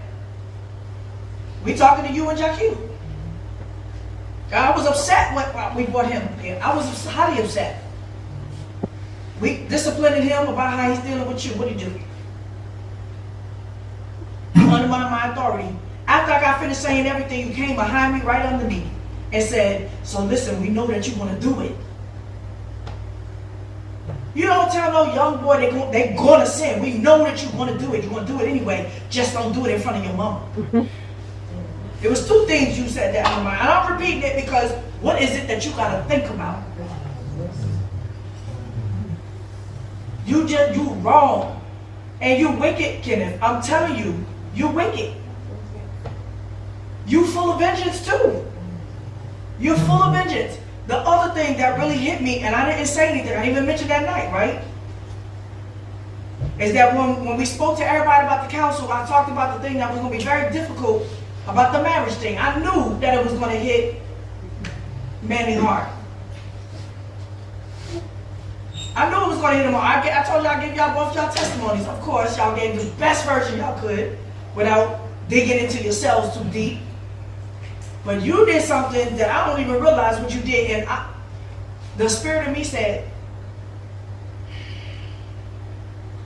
I held it. I didn't even bring it up that time. Y'all are all going to be witnesses to what I said. I asked you to give your testimony about y'all hating me. Guess what you ended with? Your excuse.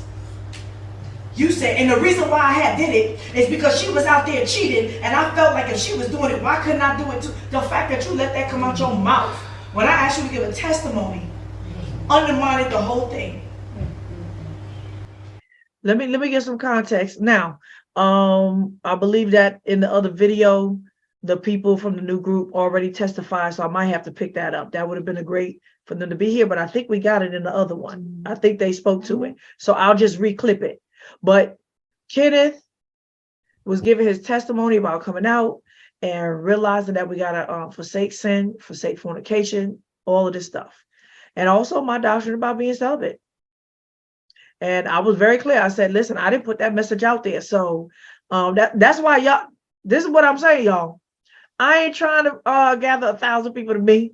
Y'all not ready to walk the way I'm trying to walk. I don't bring nobody in my group unless they know what it is that how I'm walking. And I already said, ain't nobody ready to walk out the kind of righteousness, the straight and narrow that I'm on. You can call it cult all you want. It's the path of YHWH. It's his footsteps. And he taught it and I prove it. But I didn't put that message out there. It only remained on the people that initially came. So when this group, who was not supposed to come to me, I never intended them to join me. They really wanted to. And I said, all right, well, y'all decided to come here. They wasn't exactly where we was. Y'all really want to join me. Here is everything. Let me lay it out so you don't have no surprises. Think about it. Make your choice. If you don't want to walk this out, that's okay. I wish you peace and that y'all will work it out in its timing before the end come, right? That because every righteous man gonna have to come to this either by the Spirit, by the two witnesses, or they can hear it now in the most, how do I say, nourishing way, right? And one person had a hard time accepting that. I knew that. Now he's not here right now, but he spoke on the other judgments. He's If good. you want to, he can bring forth his testimony. He's here. Okay, yeah, go ahead. Go ahead. Yes. If we have one brother that was there in that situation. Yeah, so this is Manny speaking, and I'm just here to testify to what Kenneth, the interactions I did have with Kenneth. And so we were in Hurghada, and the information came out about the marriage. I did take that hard. And he didn't have no words, no righteousness, no words of encouragement or anything of the nature. I believe I found out that he actually took that time, and instead of coming back to talk to me, he went with another lady to go and do some shopping. Right. Mm-hmm. And so that was that instance that I had with him. There was another instance where we were bringing in the new year on Rosh Chodesh, and him and that same woman, they were having some worldly conversation, and you told us to keep the conversation set apart. And as soon as you said that, he literally became mute, and he didn't have anything to add to the conversation for the rest of the evening. Yeah, he sat back and had a tantrum in the back like a baby. Yeah, like a baby. And so, and you know, another witness I have is when I came to the rest of the family, you know, when I got the invitation to come meet the rest of the family, Brother Hugh and Brother Akia gave me some encouraging words and broke down what the walk is about and how to move and how to grow within the walk. And that was another opportunity that Kenneth had to come and speak to me. But instead, he went to go talk to another man who never joined the group about y'all knows what. So that's my experience with Kenneth, and that's the witness I have about his character. Can you just testify once again? I mean, it's on here, and I have it, and I say it about Kenneth's testimony, how he ended off with that.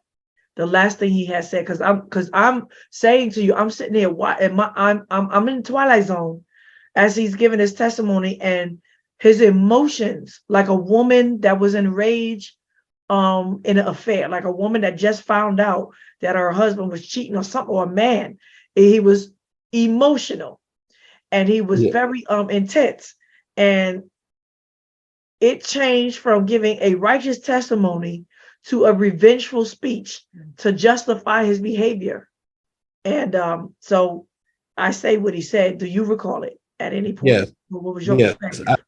I do recall the situation because the sister that you had brought with you, Sister Rosalind, she had gave her testimony about why she chose celibacy, and the, you know, the process that it went for her to come, you know, to that decision through YHWH. And so she gave her testimony.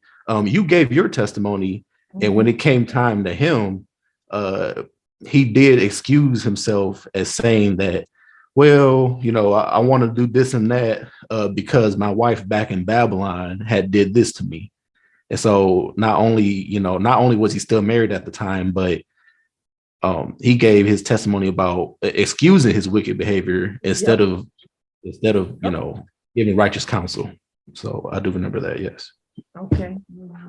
And just as a second witness or third witness, as the only other person here who was there, indeed, he was completely unrepentant in his statement of saying, the only reason I did, when I realized it, the only reason I did it was because she did it to me and I wanted to get back at her. Something like that, in other words.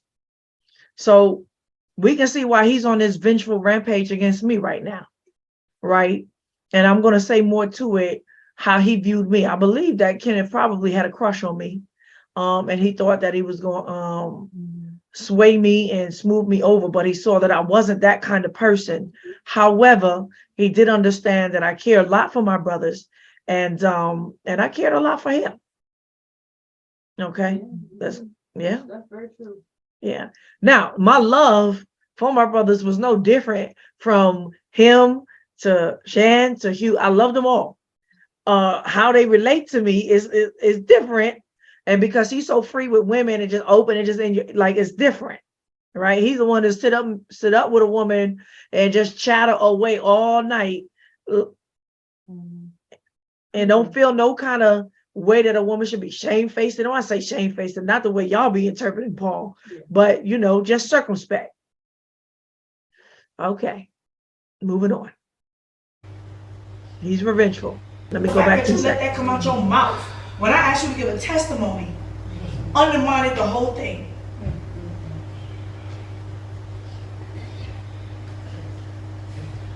I was like,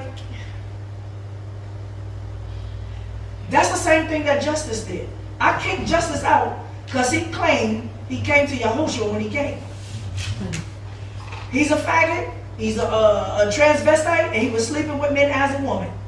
He did all the physical outside work that I asked him to do. He didn't give me no attitude. I said, cut your hair, get the locks on, get the earring out your nose, wear clothes like this, get rid of the boot. He had breasts. He got rid of them. He did the surgery. I couldn't put his balls back, y'all. So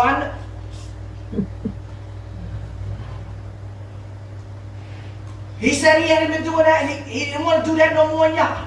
He wanted to return to Yah. He wanted to know if his soul could be saved. I have never had an answer for him. Because I said, I don't know. You prove me. You should. I don't know. We get over here, and he start beef with all the men and try to separate the genders. And what does he say, Oral?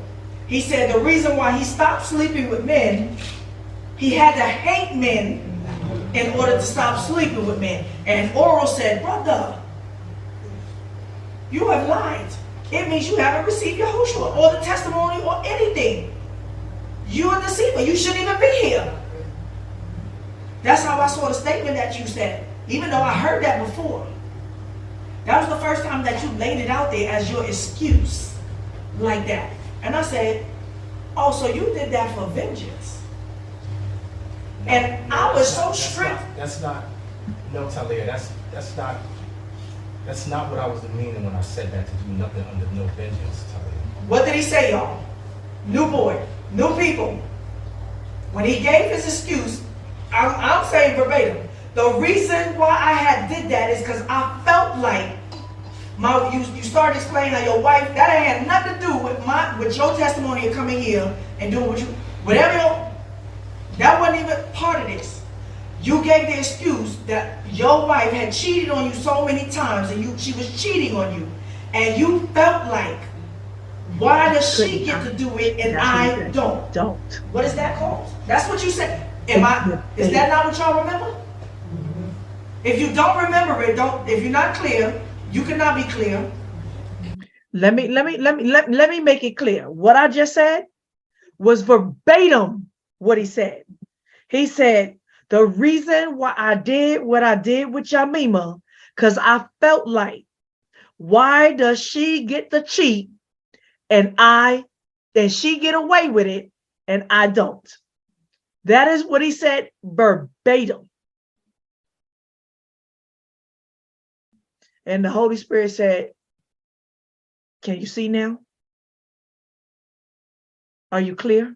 Because even a righteous man can be blinded. A righteous man can be blinded when they care and love somebody.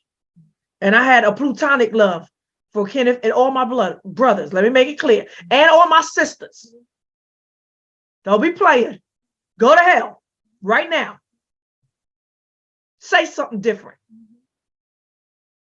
As we know that people trying to throw that out on the table, right? Right? I love my sisters and I love my brothers. My relationships may not look equal in your eyes, but I love them all for their soul's sake. That's verbatim what he said. I'm making it clear. No, you wasn't there. I'm talking about Agata. Brothers, do y'all remember? I'm sorry. My point is that even a righteous man can be blinded when you love somebody and care for somebody. You don't want to, you want to see the good. You want to believe it ain't what it is. The statement at all? They don't recall it. Do you recall it? No. Y'all don't recall it? Okay, y'all don't recall it. That's interesting. Oh, hallelujah for that. It means that it didn't even, it fell on deaf ears. Yeah, I can't say at what point in the conversation.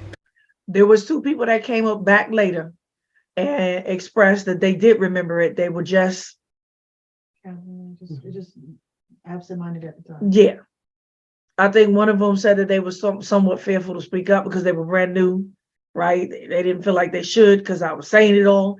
And the other one felt like they were absent-minded, but they recalled it later. Okay, you don't have to believe that. But you see, he's not denying.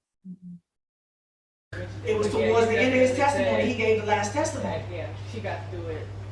So why can't I? Yeah. That let me know you wasn't supposed to be in the first place. My boy was strict, was it not?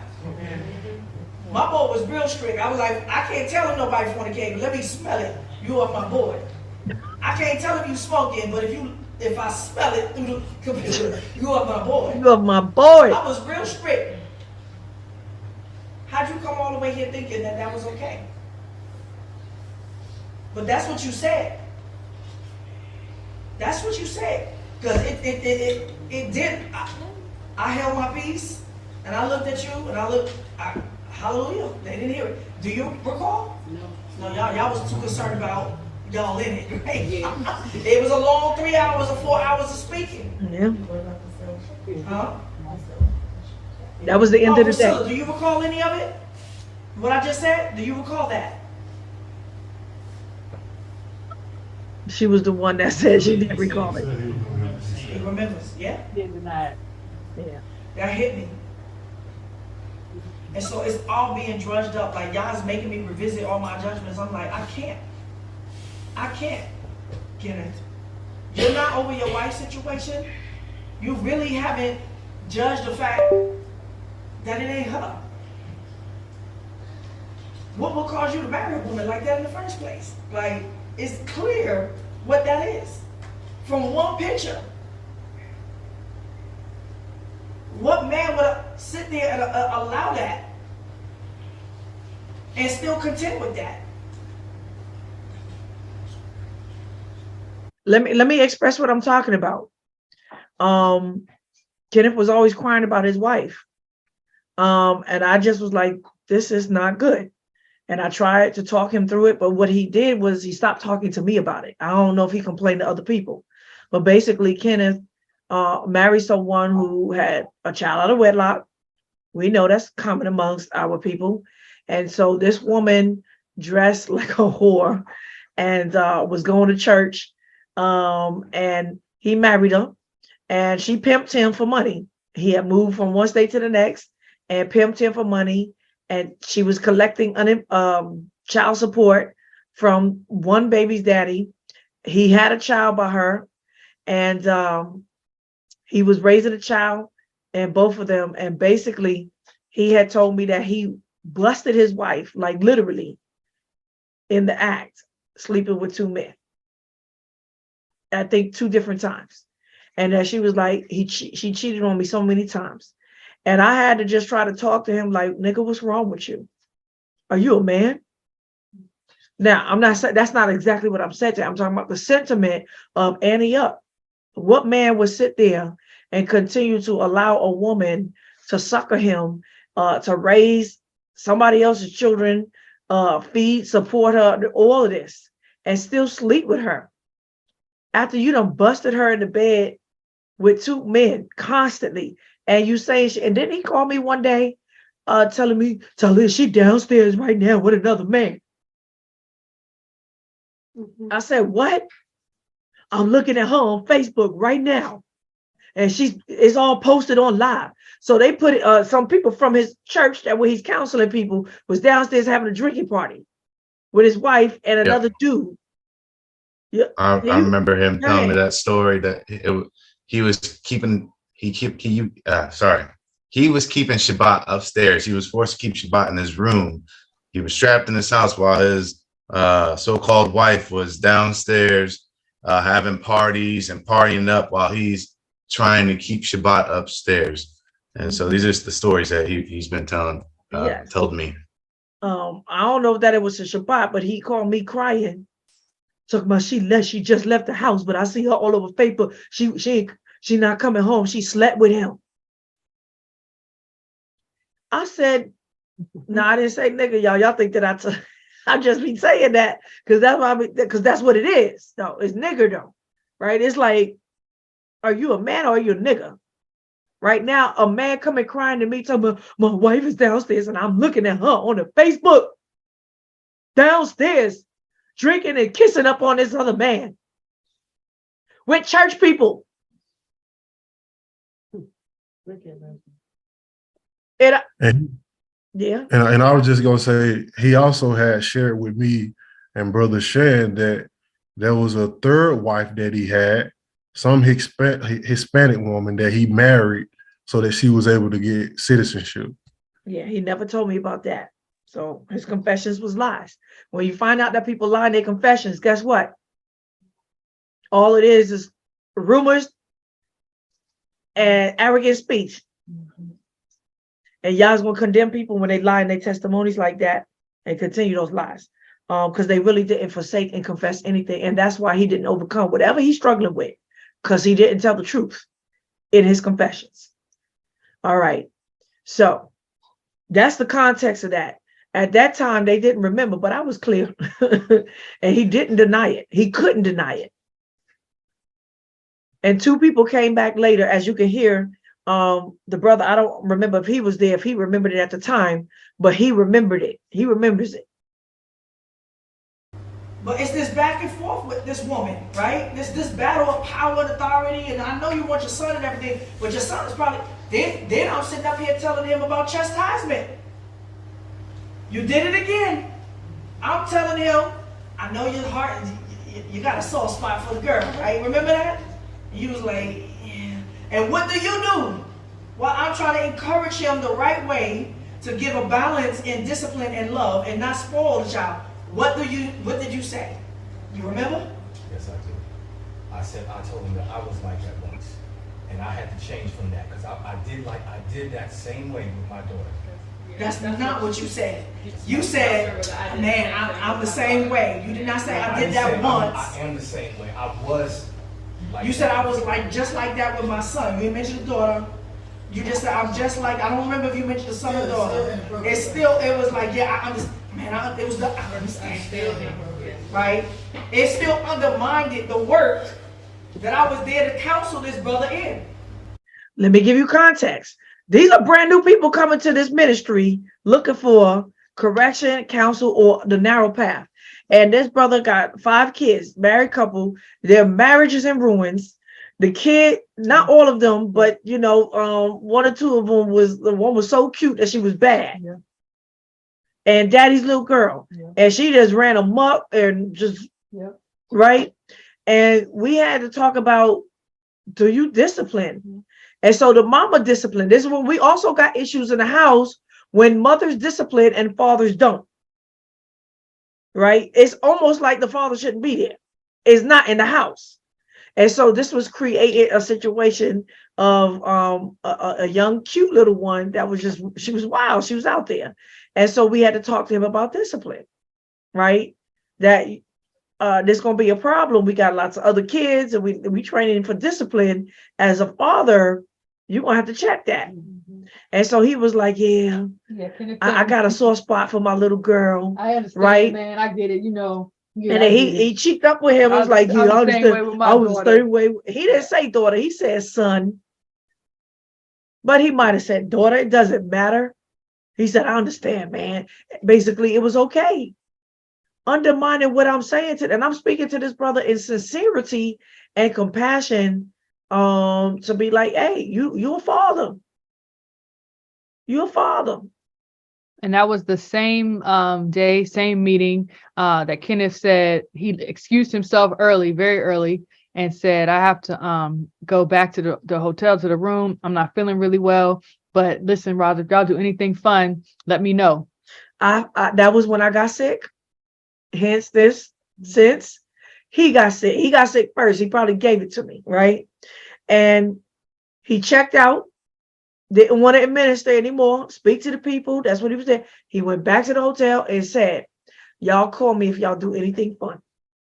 And that was probably because we had just met a young woman and her daughter outside of the apartment building that we were visiting. Yes. He wanted to be involved in that. Yes. Because that's very much Kenneth's MO. Yes. Yes, single women with children. Yeah, he loves to prey on single women with children. Mm-hmm. And you don't realize that you do that every time I'm speaking to somebody to say, I think I can, I know you can. I think you can, I know you can. It's right. You're always there to be like, hey, come to me, I understand. And undermine me every step of the way.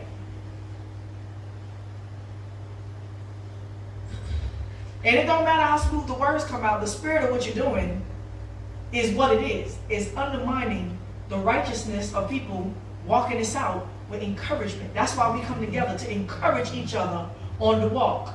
And you don't have words of righteous encouragement. You let them know, I'm your buddy in sin. I understand. Just come to me. Kenneth, you shouldn't have been here. Mm-hmm. You shouldn't have been here. That whole thing with Yamima, look at the hell that brought me. Mm-hmm. I ate it for you. None of that was about me. I did not one damn thing to Yamima. I said not one harmful word to her. I didn't play with the girl's heart. I didn't play with her mind, nor did I speak to her with harsh words. But it was your action that brought vengeance and hatred against me. And I gotta put up with you undermining me still? Mm-mm. You alone could have got that video down. Yep. You alone could have got that video down. She accused you for child molestation. I suggested it to you. You want to be a warrior for righteousness? Go get the video down for me. She made a clear accusation that you could have got that video down. No attempt. All you was concerned about is that Yamima said something in there about, did you tell her that I might have had a disease? All you was concerned about was what Yamima put out there to say I said something against you. That's all you came to me with. So I'm playing all this in the attic. I'll be like, man, I love this boy. And when I say I love him, y'all know it ain't nothing. I know what you mean. There's something. I love him like my other brother. Dang. I can't. It don't matter what I feel. It don't matter how I feel about you or what I think. I know that walking with us right now is not good for you and it's not good for the group.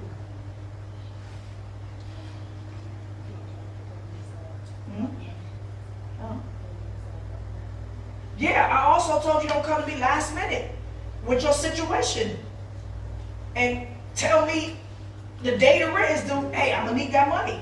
Right after that meeting, you pulled me aside. I just got up out of a 3-hour meeting. I'm actually disappointed with you already. And you was like, hey, so listen, the situation, now you telling me the situation after the fact. And you make a deal with him with my money. And I don't know about it. Mm-hmm. You make a deal with him that I'm gonna pay your rent, and tell me, hey, so listen, I'm gonna need you to give. I was like, how you gonna make an understanding with him, and then you didn't come to me? Now I'm gonna give him the money, but y'all are putting me in a situation where you're not even asking me, you're forcing me. So let's get some context. Hugh, you want to speak to it? Yeah, I can speak to it. And I also want to bring another situation just to testify to what you're saying in this particular situation. And there was a time when, and you can correct me if I'm wrong, Shan, I think, I forget the month, but rent was due and it was the day of when we were supposed to pay our rent. Now we had already had a meeting with Kenneth and expressed to him like, listen, if you don't have the money, let us know ahead of time. You can't expect us to do this for you. We don't have a problem with doing it, but if you don't have the money, you got to let us know ahead of time so that we can make sure that we have our finances in order to be able to do this. We spoke to him about this, and so it was the day of the rent was due. Me and the brother was coming to each other to collect the rent. He was the one that was collecting it, and so Kenneth didn't say anything until that day, and I think we had to go to him in order to get him to say that he didn't have it. So again, like maybe you can speak to it. Help me, I'm Shan. sorry. This was the night y'all were about to travel, and he would waited. He waited. It was nighttime. I think their flight was sometime in the morning. He had all his stuff packed up, ready to go, like he wasn't coming back, and then he was just gonna leave it on us to take care of him. Right. And there was another time where he did that to me, where I said, Kenneth, because he didn't ask me anything. He expected me to pay. Right. And he came to, and I said, Kenneth, I can't pay for you. Right. And then he came to me and he said, hey, next time I need you to tell me that you can't pay for me. And so those were the situations. And also just to speak to the testimony that you shared, Talia, about how he came to you expecting you to give him his half of the rent. So before that, he came to me and I asked him, did he have the rent for the month? He said, oh yeah, give me a minute. I'm gonna see if I can get it. I can make a few calls or whatnot. Obviously he didn't, whoever he called, they didn't give him the money. And later that day he came to me, he said, hey, I talked to Talia and she's gonna give you the rent. I said, okay. But at that point, he hadn't said anything to her about that. Nope. So he's over here making deals with my money and lying to the both of us. So in context, you see, he's silent about everything. He went and told Hugh, can you loan me the money? Talia said that I was going to pay for it. He ain't say one thing to me. He came to me last minute and said, yo, I got to get that money. Talia, you going to help me out? And I said to him, did not tell you, stop waiting till the last minute to tell me what's going on with you and give me some accountability about your situation and why, once again, over and over and over, you don't have no money. And he's like, yeah, but I was mad and I think I was on my way out. He catches me like in the middle of so much. And so I had to talk to Hugh about it, and Hugh told me, and I was caught. So Hugh already had put up the money. The issue was that I had to give Hugh his money. It wasn't that Kenneth was going to be out of money. Hugh was going to be out of his money, so I had to pay it. Because he lied. To my little nickel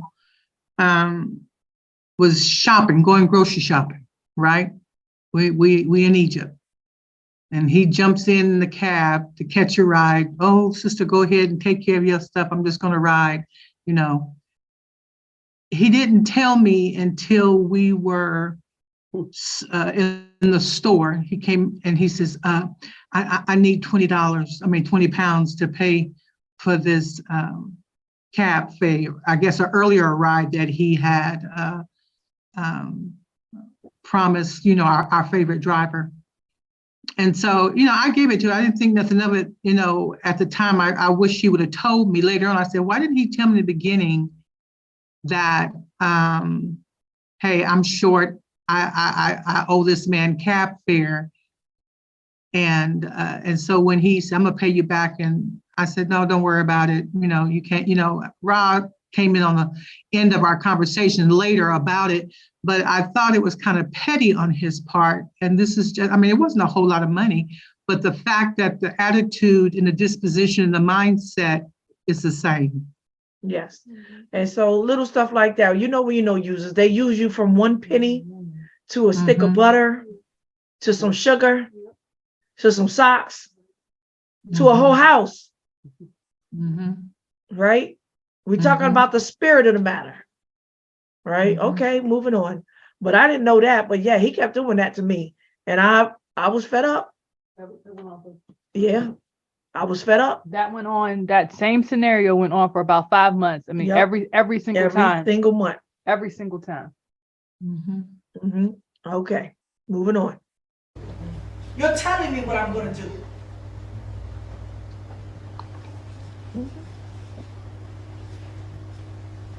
Listen to me. You're telling me what I'm gonna do. You hear those silences? I'm actually waiting for him to have a rebuttal, say something, nothing. He's just sitting there like this. Nothing. No pop, no nothing. Can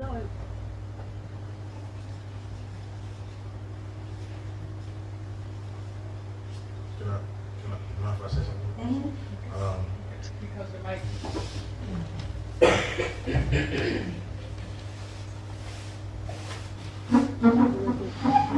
Boss. That's why he did it every judgment. He's like, can y'all finish shutting up now so I can go home?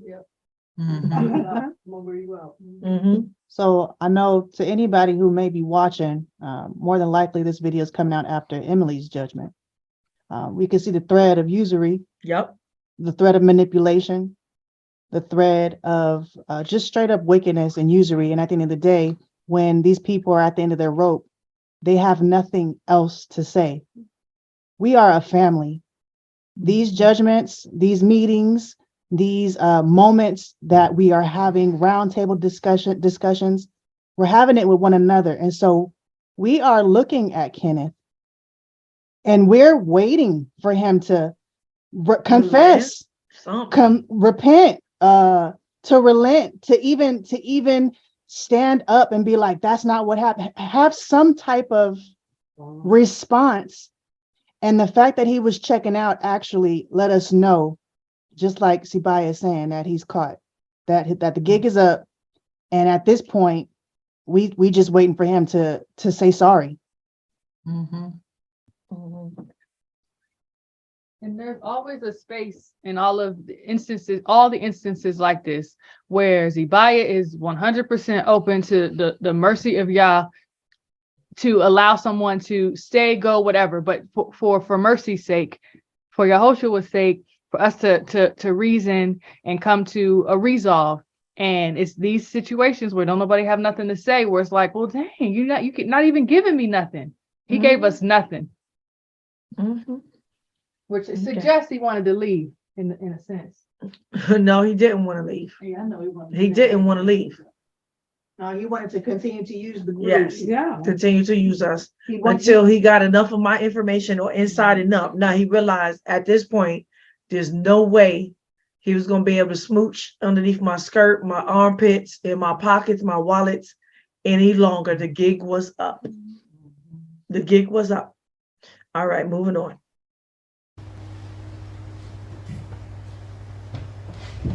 Two years. It's kind of difficult. When we were coming into the group, I had my what you call it? It's a specific word that I'm trying to use. I have a wall up when it comes to men because of my previous experiences, and I kind of looked at you, Kenneth. You were one of the ones that I wanted to talk to when I came. And we was holding that into back. the group. And because I was doing. You know we was holding that back, right? I didn't know. Did you feel who? So it was. It was good.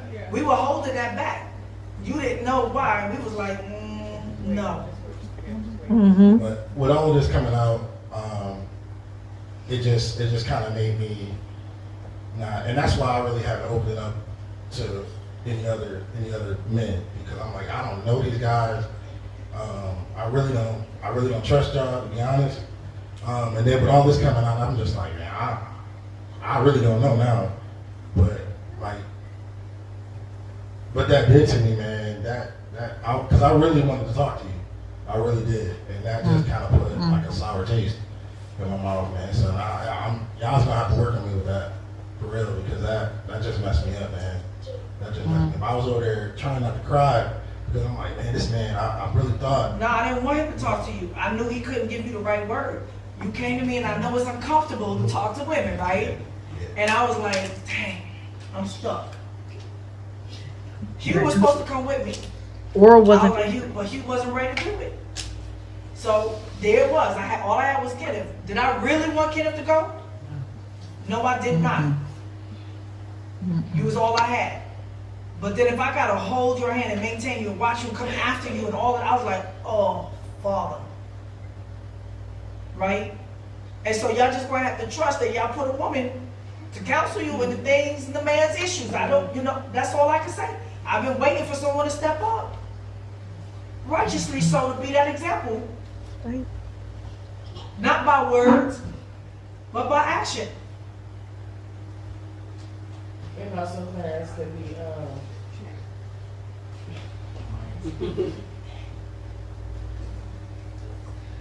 also to be a word of encouragement. This is a perfect example of, just Speak into the mic, in the mic. okay.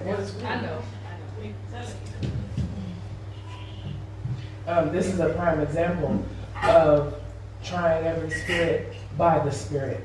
When you coming into new situations with new people, not coming in like, oh man, I want to get to know you, but get to know y'all in you, so that you don't run into a situation where you is buddy with somebody before knowing where they at. It wasn't like that. I was more of trying to like open up to a man, because that's something that I've always wanted, but I've always came across the wrong type of guy.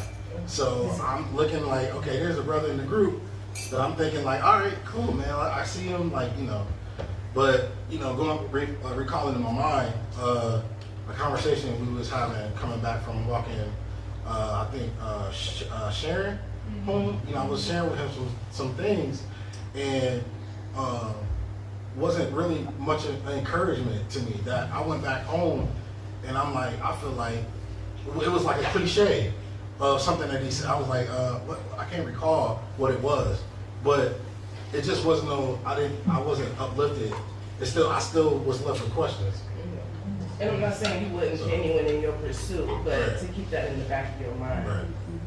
Because there's obviously brothers here who are striving for the righteousness and have been covering for Kenneth in that respect. So I would encourage you, brothers and parents, to don't lose heart in that. Because we do have brothers who are trying in comparison to, and it's very disappointing at the end of the day, because every opportunity, Kenneth, that you've had to prove Satan, to shame Satan, it's like it's demonic, it's impulsive. Like if I could recall for myself, when you are in your feelings about something, you speak your feelings, and afterwards you don't even recall what you said. But those who are around you, they're listening.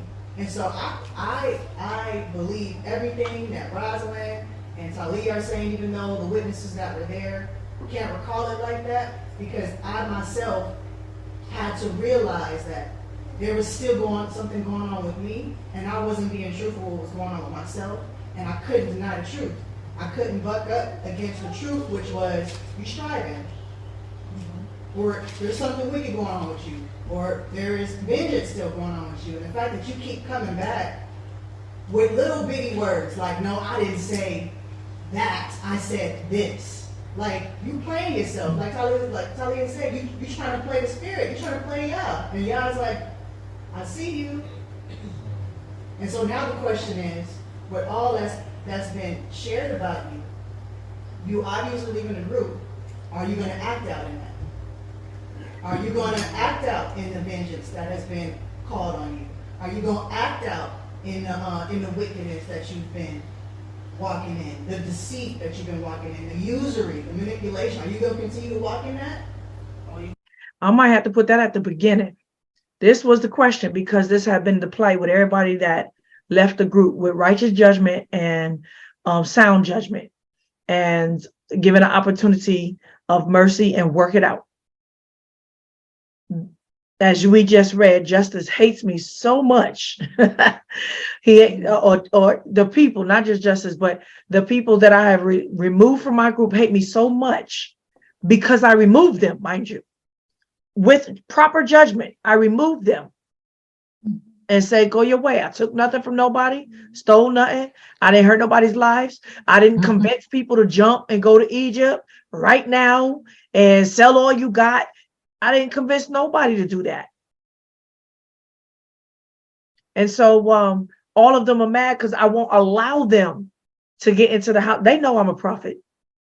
These are demons that already know their judgment, and they're mad because I won't let them in the house, right? That's the word of Yah, that even the demons want to be where the holy ones are, because it'll make them feel like they got a chance of repentance when they already know their judgment from of old. So YHWH said in those days, you will see demons walking and talking amongst you. We're not talking about aliens, y'all. We're talking about people that are sealed, that have, once they have come to the truth and the testimony of YHWH and righteous, merciful, graceful judgment to repent and return to the covenant and to his testimony of mercy, the covenant of mercy that's in the Old Testament, that what? Showing mercy unto thousands of those that what? Love me and keep my commandments. TEOTW. That's the grace of YHWH, stupid. While you teach people they saved without returning to the covenant. It's the whole point of him becoming the second covenant by blood, so you can be renewed to it, stupid. And all these Christians that came out of ministries like his, like the Deborah Watchmen's, this is what I got. Christian rebels from the one that's talking now, same mentality, to Levine, same mentality, that they had the Holy Spirit before and they was watching Watchmen reports, TEOWs, Truth Unedited, Truth Unveiled, and a couple of y'all Christian fake Negroes acting like y'all somebody in this awakening while you fleecing the sheep,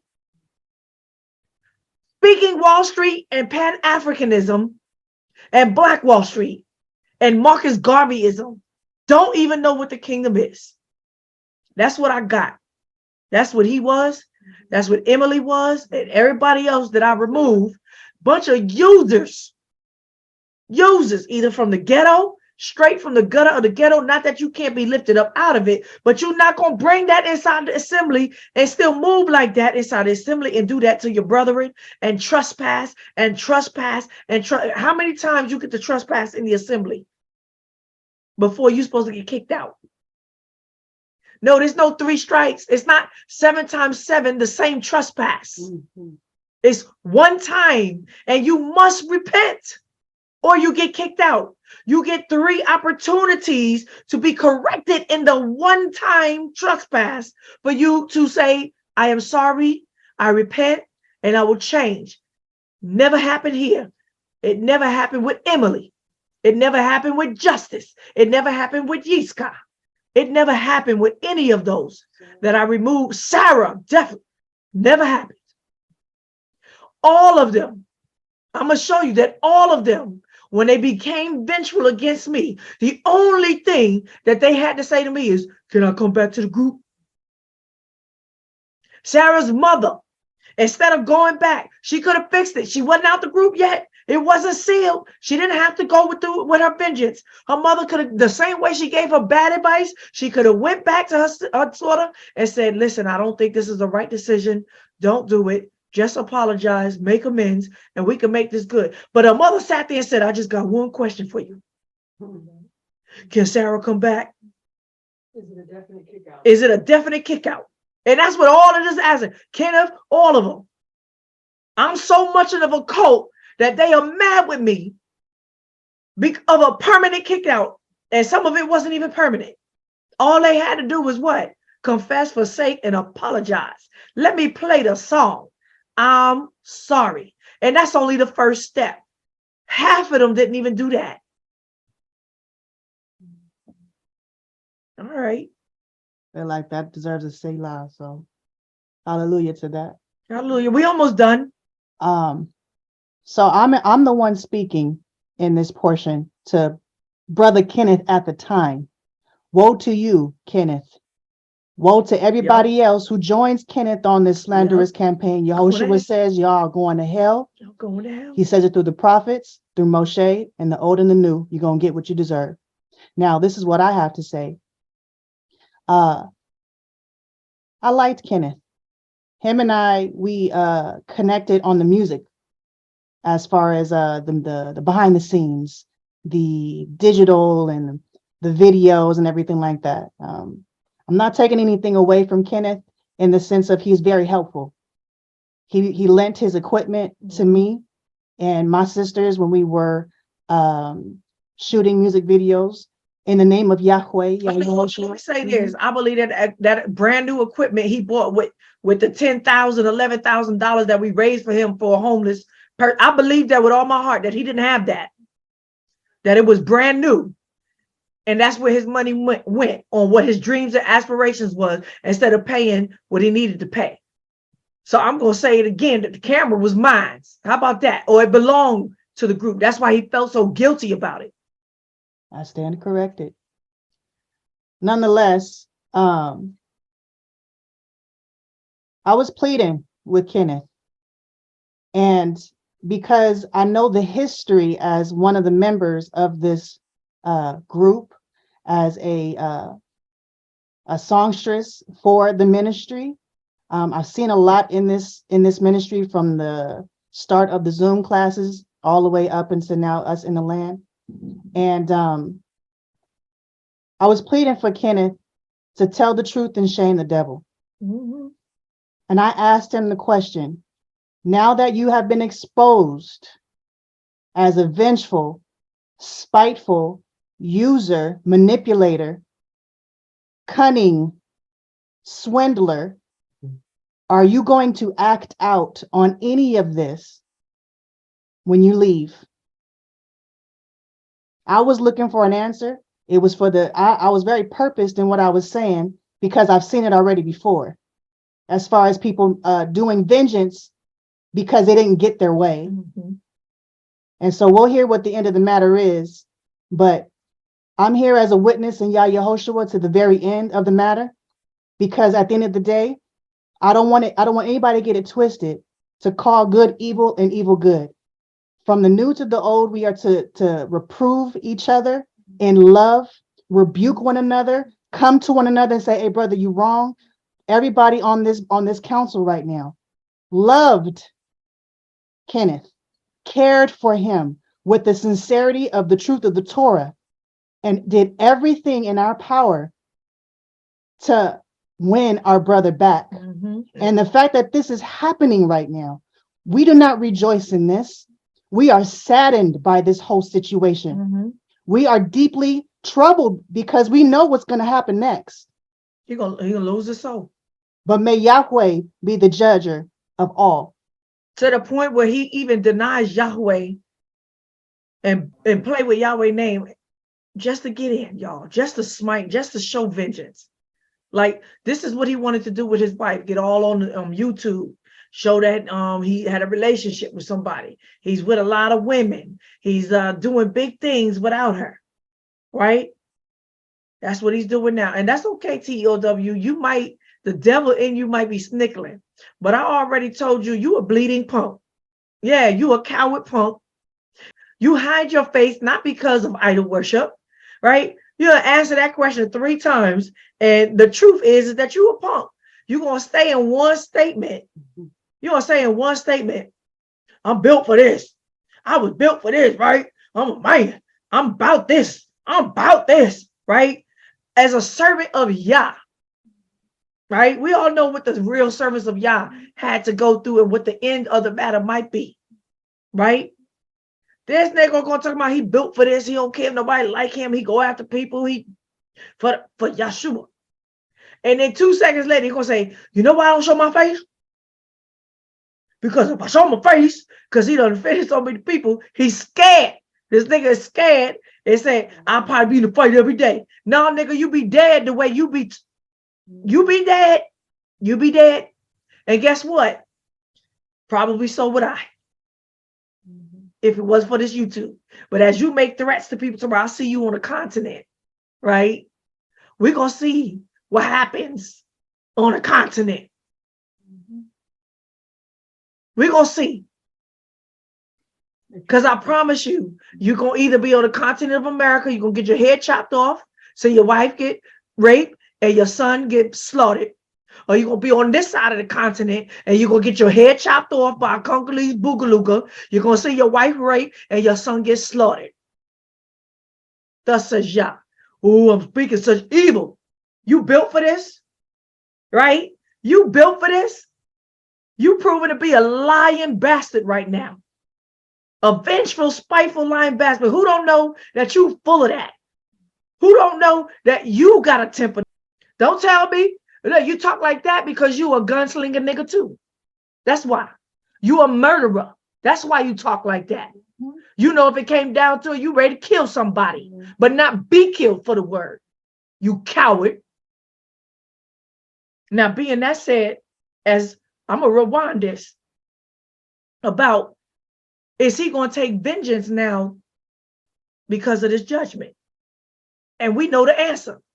This nigga want to get vengeance and lie. And yes, I know he's going to bring up all kind of, right? There's a lot, what, 2 years? 2 years with 30 to 50 people in virtual, having real life. We done had a death, right? They tried to put me in prison for that and accused me of holding back medical aid and refusing for somebody to go to the doctor. And so he died on my watch. I wasn't even there, didn't even know that there was a nurse practitioner on the phone and everything, and didn't even know what he requested and what he wanted. They tried to call governments against me. I'm sure they don't call FBI. I'm sure they watching me. Embassy is watching all of us, and they know everybody that was with this group and that left this group. Then you got other agents coming in there trying to steal my identity. But you gangster nigga, right? You about this life. A whole crazy niggerette came into the city that we was in, and how do I say, mimicked my my profile as a woman prophetess leader with 30 followers in that city, and wrote letters to all the officials so that it could be what? Linked to me. But you gangster nigga. You gonna laugh at the fact that you say a woman is leading this return. But nigga, you are led by an unbelieving woman. While you keep telling the people you fought him, and you is the one that is telling people don't trust nobody, but you speaking like a false prophet, saying, trust me, I ain't gonna never let you down. I ain't like these pastors gonna take your money and run, but yet I see all the signs that that's exactly what you're gonna do.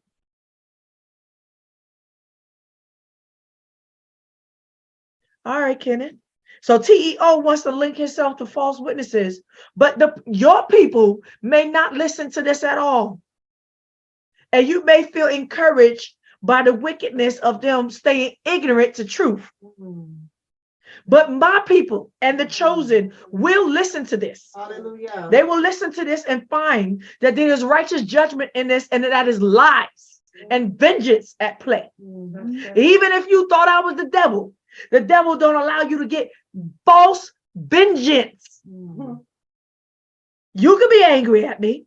You can even think I'm wrong for my judgment. But to take out false vengeance, to speak false testimonies, lying. TEOW, I didn't lie on you. I didn't lie on you. I didn't go get false testimony. I didn't use anybody's testimony that wants vengeance on you. I just use you on you. You a down, dirty black nigga. And you going to hell. Mr. All I want is Yeshua. Give me the money. But Kenneth, if you ain't got on some pink polka dot underwear right now, with a bottle in your mouth, having a tantrum, you want my blood that bad that you're going to side with enemies that you know is lies and speak lies and be led by other women. Mind you, who has encouraged? Why has Kenneth? What happened? It's been months. Why is Kenneth doing this now? He done linked his behind with Sarah, with another female devil who is just as hateful. And once again, in their anger, these people are not angry with me.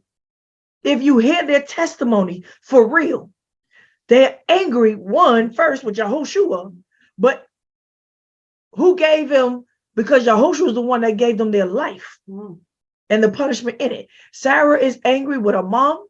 She's angry with her baby's daddy.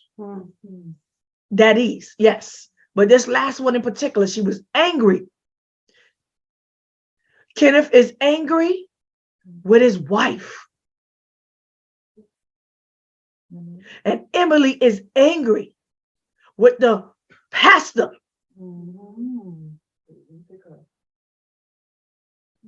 And all these people are coming in here angry at the punishment for their sin. Who they really angry with is Yahushua, and that I represent Yahushua in speech, in word, and action.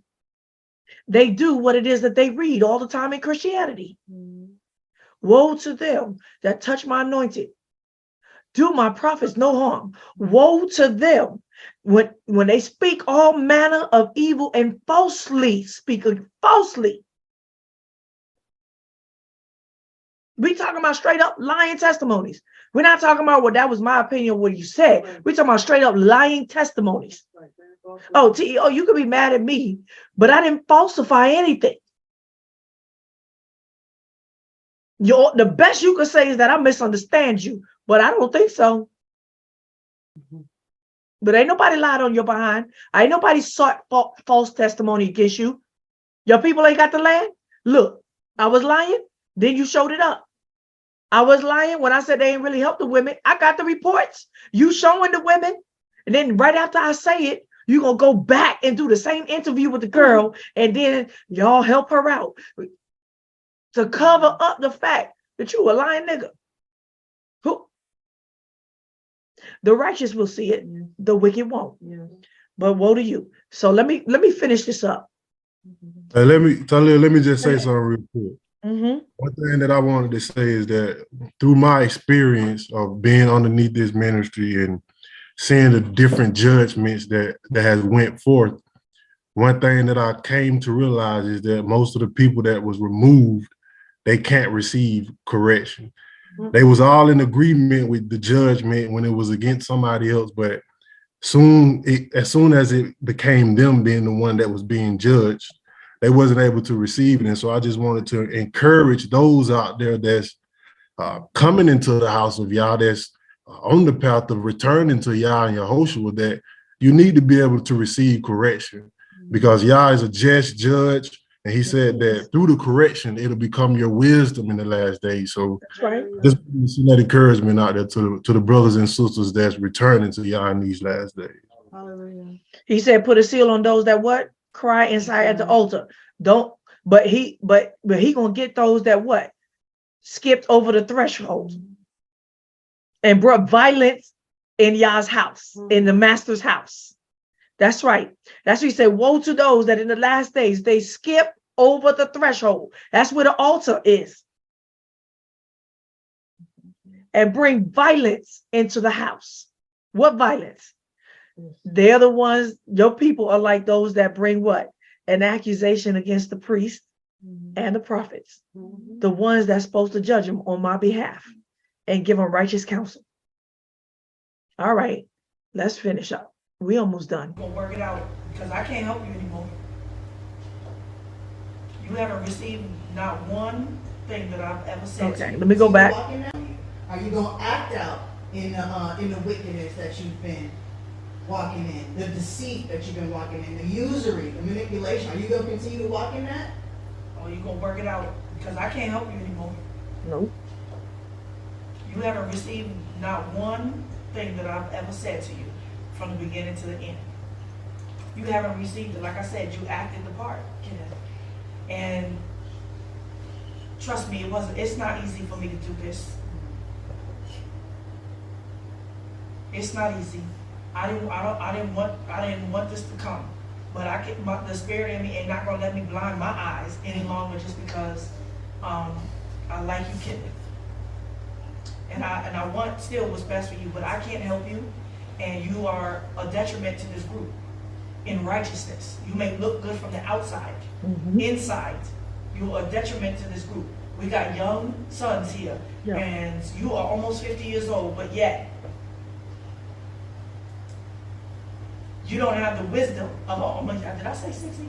50. Almost 50 years old, and you don't have the wisdom of someone who's walked 40 years of life to even give the right advice to these men or to these boys. I don't see what you have come out of outside of just hiding behind, holding on to my skirt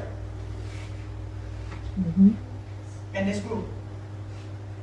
And I don't believe that I can help you any longer. And I had to come to terms with that. I think you have to find your way.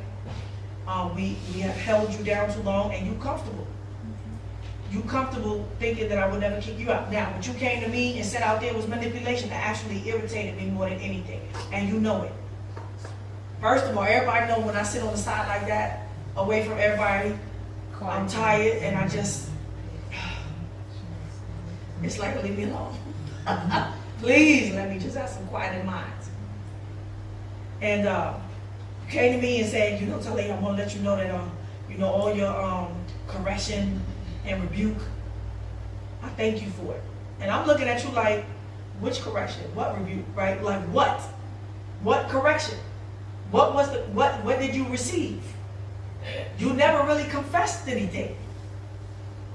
Right? It's not enough to say thank you for the rebuke. And then I'm looking at you, because see, I'm tired. I'm not really trying to receive what you're saying. I'm like, And then you say to me, because Talia, if I was to ever leave this group, I don't know what I would do without you.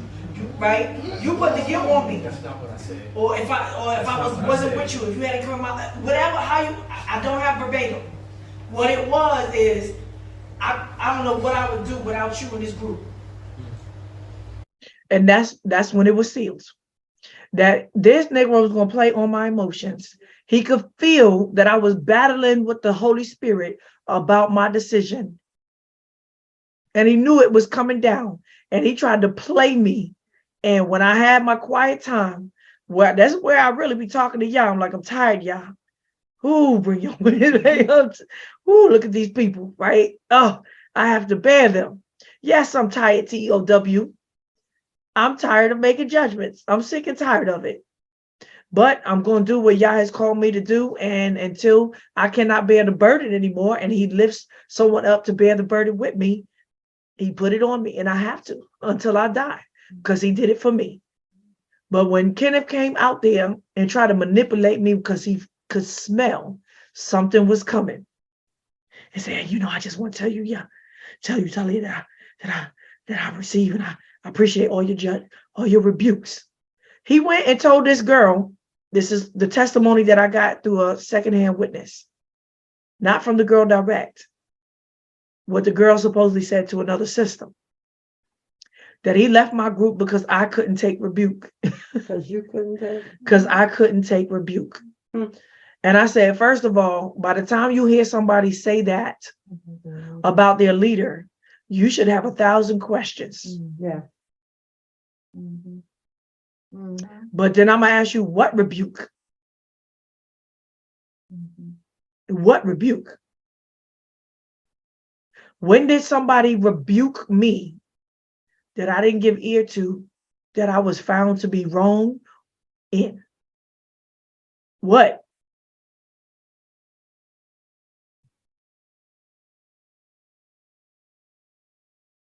No, I'm not saying that I never made a mistake in a decision or something, right? Rebuking, I mean, like, what we talking about rebuke? That I made a decision to move the group from, what are we talking about? That I gave $10 versus 5. What are we talking about? What rebuke? What sin? Where did you find me in some error or sin that any one of y'all stood to rebuke me that I didn't receive? This is also Kenneth trying to paint a picture that he was closer to Talia Sibaya than he was. Obviously, Sibaya cares very much for her sheep. We live together. We spend a lot of time together. We've confided in her.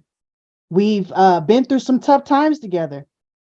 And so it's only natural that we have a care for one another. And so the fact that Kenneth is using this once again, that dude is a predator and he's wicked, and I ain't got no problem with Yahweh rebuking him. Now, I will say, as someone who has been with Talia for almost 4 years, she has no issues with taking correction. First of all, she's a leader, she's a prophet of Yah, and anybody who has ever been in this group has acknowledged that out loud and has followed that according to the rules of how Yahweh told us to walk according to his will. That's the end of the story. And so unless you are a leader, unless you are a prophet, unless you are someone who has proven themselves to be worthy, walking this walk out, walking their righteousness out, taking rebuke yourself, confessing and forsaking yourself. This is why we are on this panel now, because we've already taken the beam out of our eyes. And so it is a complete and blasphemous lie that Talia does not take correction, because no one in this group is fit to rebuke her. Torah says that we're not supposed to rebuke an elder, that we are supposed to come to them and reason with them like a father. Bring 1, 2, 3 witnesses. That's right. That's what Torah says. Kenneth has never done such a thing because such a thing has never happened. And I want to say something while Malcolm is speaking so much, because there's been a MO, knowing that she has been close to me and the beginning of a lot of the attention that brought people to me in the first place. A lot of jealousy. Half of this group, when I say half, it's not literally half. Many people in this group, after time, has admitted that there was jealousy or envy one way or another, either between Malcolm's relationship with me, Malcolm's closeness to me, Malcolm's walk with me, or just Malcolm altogether. Altogether. And one of the things that they keep trying to throw as the biggest, slander, is to paint a picture that me and Malcolm have some indecent, low, sexual, unnatural, inappropriate relationship when we don't even have one iota of outward affection that you could even put your finger. You know what I'm saying? Nobody has ever saw me even hug Malcolm, hold her hand. We don't even y'all. There's a mutual respect. And this is why we gotta do the work before we come out. We gotta know ourselves. We gotta know our tendencies, and we gotta be very careful when we're coming into a space that Yahweh has established for order, for correction, and in this return. And I've been very active in this group. There's no doubt about that, other than me being, in front, singing the praises of Yah. But I have a testimony that I got to walk out. And fortunately, I'm around Talia often because we are doing the music often. Mm-hmm. And I get to witness firsthand the disrespect. I was there when Oral and Viv was on the phone, completely demonic, just going off and disrespecting Talia like she was nothing. I was there to the judgment that Sarah was a part of when she didn't say a word, but waited until I got by myself to say that we were demonic and that the judgment that was put forth righteously was done wickedly. And this is why I speak often, because I can see very clearly when the devil is at work. So I will not be ashamed for speaking up. I will not be stopped. My mouth will not be stopped in speaking forward Yahweh's testimony and his righteousness. And I just really want our people to see the wickedness that's going on and be able to make a separation. We have to go hard for the word. This is a matter of life and death. Yes, This it is for our soul's sake. And we need warriors in Yahweh, man or woman, to stand up for the righteousness of Yah and come against these wicked people and these cowards, period. Hallelujah. That's right.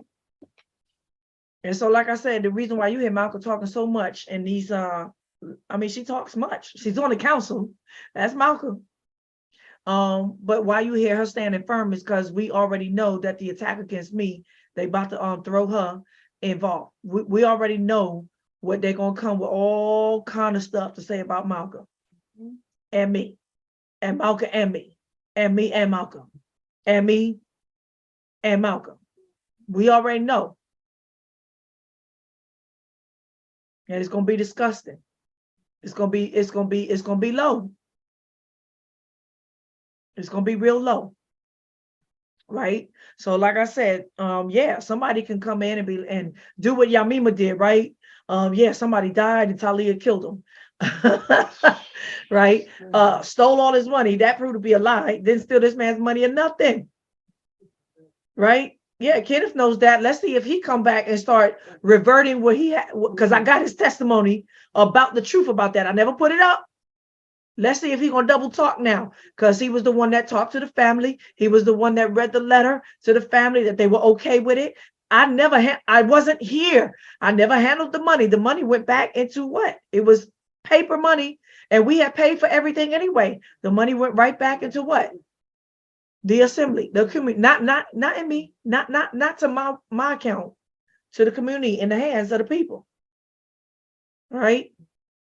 We'll deal with that. If that falls out, he could come up with a whole lot of, I don't know what he could talk about. He could make up stuff, right? Of course, he's been in this community for 2 years. A lot of stuff has happened, a lot of wonderful things. I don't show you all the good things, but a whole lot of bad things have happened. That's right, in this return. Where do you see that in the Torah, even the New Testament, that there wasn't always, y'all gonna be like, oh, look at this assembly.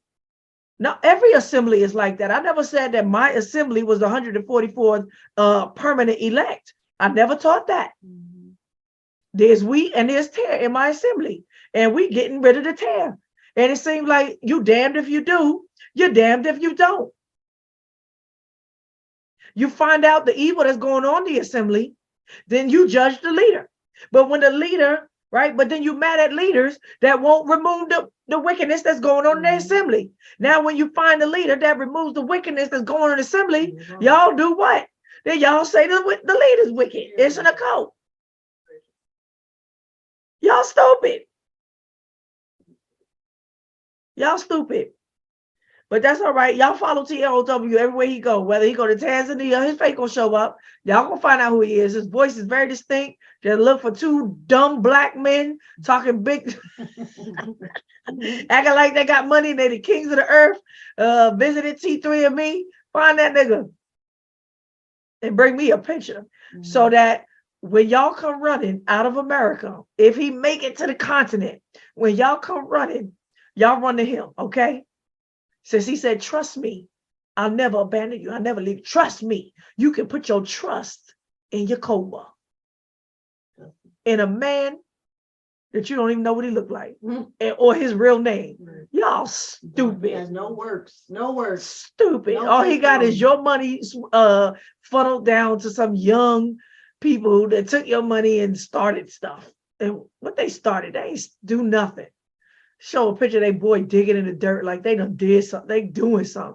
Shut up. They need your money. All right, let's finish this out, because I'm gonna come see you, right? Talking about bing on, won that round. It's 12 rounds, Negro. It's 12 rounds. Right? It's 12 rounds. Right. However you Wait a minute. I'm tired. You tired, nigga. But let's see who's gonna went into the very end. Okay, so I'm going back because I want it to play out right now. I'm sorry. I'll cut this up. I'll make it smooth again. I'll probably put all the smack talk that I'm talking at the end, but I'm not talking smack. Now, I know you're a big man, right? All of y'all niggas be like, I bet you she won't talk like that in my face. Maybe not exactly like that, but like that. Meaning I might bring it down a tone, but what I'm going to say, I'm true to the word. Like, I know how to look down when a monkey is in attack mode. right. I know how to look down. And I know when to look up and say, go ahead, kill me. Woe to you. But those of you that join in on the murder, right? Unrighteously so, but maybe ignorantly so. I know that I got the Holy Spirit that I can say at my death, woe to those niggas. But Yah, forgive them, for they know not what they do. But I don't say that for these ones, because they do know what they're doing. And so does TEOW. And every one of them that I rebuke and said that y'all, they know what they're doing. But those of you that are following TEO, though you tell my people are blind, how they blind and they in it? They walking out. How they blind when they are following blind somebody that they don't see? Who's blind when it's just words? Just words. And he's using two young couples to act like that's his ministry, that's his work. Foolishness. So, I've been accused of idol worship. And I do know that coming out of apostolic churches, coming out of Christianity, and this whole YouTube wave that's putting a narcissistic idol worship type of thing on everything behind the TV that you could touch, that you could feel, see, and experience, but yet you can't touch them. Like I said, I came from that world, so I understood idol worship. And yes, I do believe that many of the people that came through this ministry idol worship me for the good or for the bad, right? But I am not somebody to say, okay, bow down. I'm just like the apostles. Get up. I'm a servant just like you, and I'm walking it out with you. Okay. So I say all of this once again, as Malka just asked him, so are you going to take this now and do vengeance and do hatred and spite because you've been called out and judged? Are you going to do the devil as he does what? Do y'all remember the dream that he went around telling the whole group in the beginning so that he can get people's attention like he has some prophetical insight and love for me? Can somebody, before I write this, right? Yeah. Before I play this again, can anybody tell the vision that he went around? And I'm going to tell you that he wants to fulfill the vision. Let's hear the so-called vision that he supposedly had that y'all showed him concerning me and my ministry before I said anything prophetically about what was in the book. Go ahead. All right. So again, I'm not sure of the setting, what we were at, but I remember Kenneth coming and talking to me and telling me one day he was sitting in his room and he had a vision of Talia being murdered, right? She was in an apartment room at this time. And either it was 2 or 3 people, and Kenneth was military. in the vision. It was government military. Yes. That came. And they busted in, they got into the room and he said he saw Talia laying in the back and he was just watching and that she was speaking something. And I asked him, I was like, what was she saying? And he said, I couldn't hear what she was saying. I just could see her mouth moving. And I thought about this dream the other day, maybe a few days ago, and it all came together now that he is playing a part in this murder. It wasn't just him seeing that out. He said No, wait, because so this is the point that he goes around, right? And he thought he got some type of prophetic vision about Sibaya. So he actually expressed this dream I believe it was on the board. On the board. And then And I remember it more distinctly than what he told you, Shand. And this is what I remember him saying, that he was in the apartment with Sibaya, him and her, and 3 military busted in the apartment and attacked her. And when he went to go try to protect her or to fight them off, one of them or two of them actually faced him and pushed him or something, but their faces were demonic. And what he said was she was prophesying. He said that as she was being attacked on the ground, that she was prophesying. And right before she can finish prophesying, they hit her in the face with a sledgehammer. I remember that very distinct because it was very disturbing. And he said the whole ground shook. They hit me twice. They hit me twice. And they held him back. He said they were strong, and so he couldn't do nothing. He said, why are y'all killing her? Why are y'all doing this?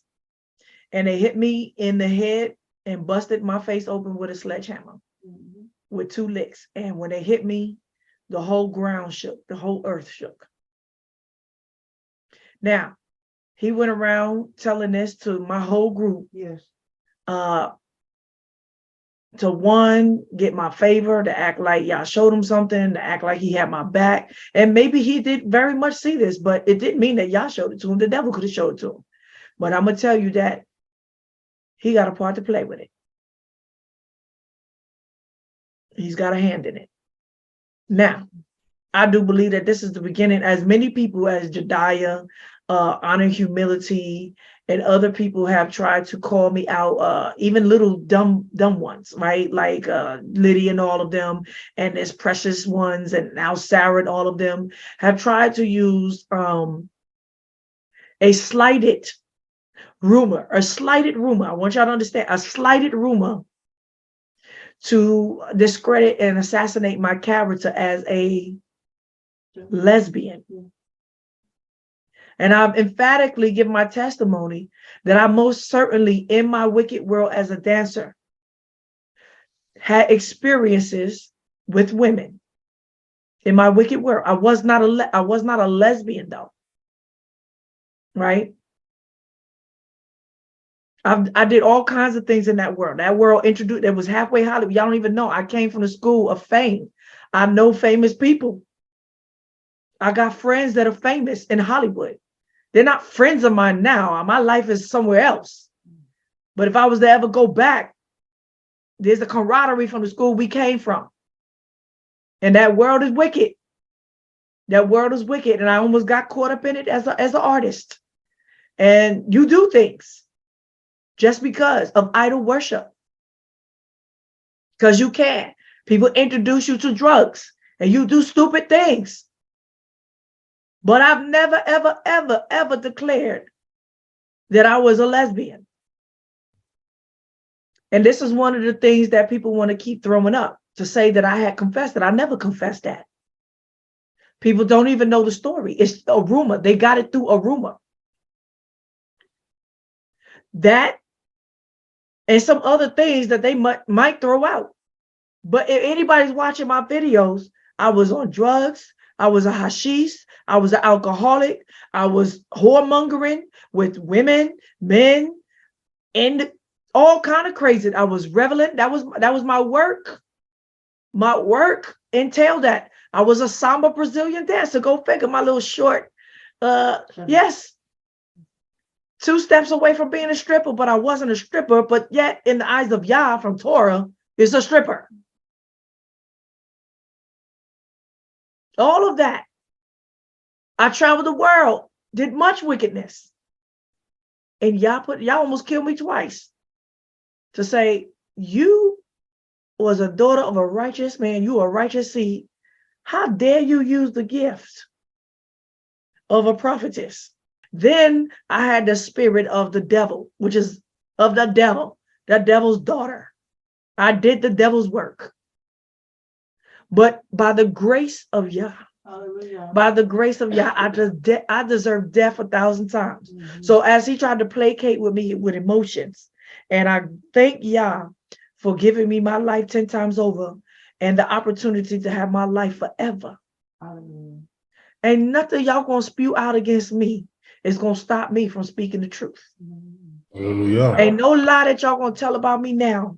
Me and my, me and this, and me and ma, and me and abuse, and stealing, and 100 people, and $1 million, and lie. It's all lies. It's all lies. It's all lies. Y'all going to hell for it. That's right. Y'all going to hell.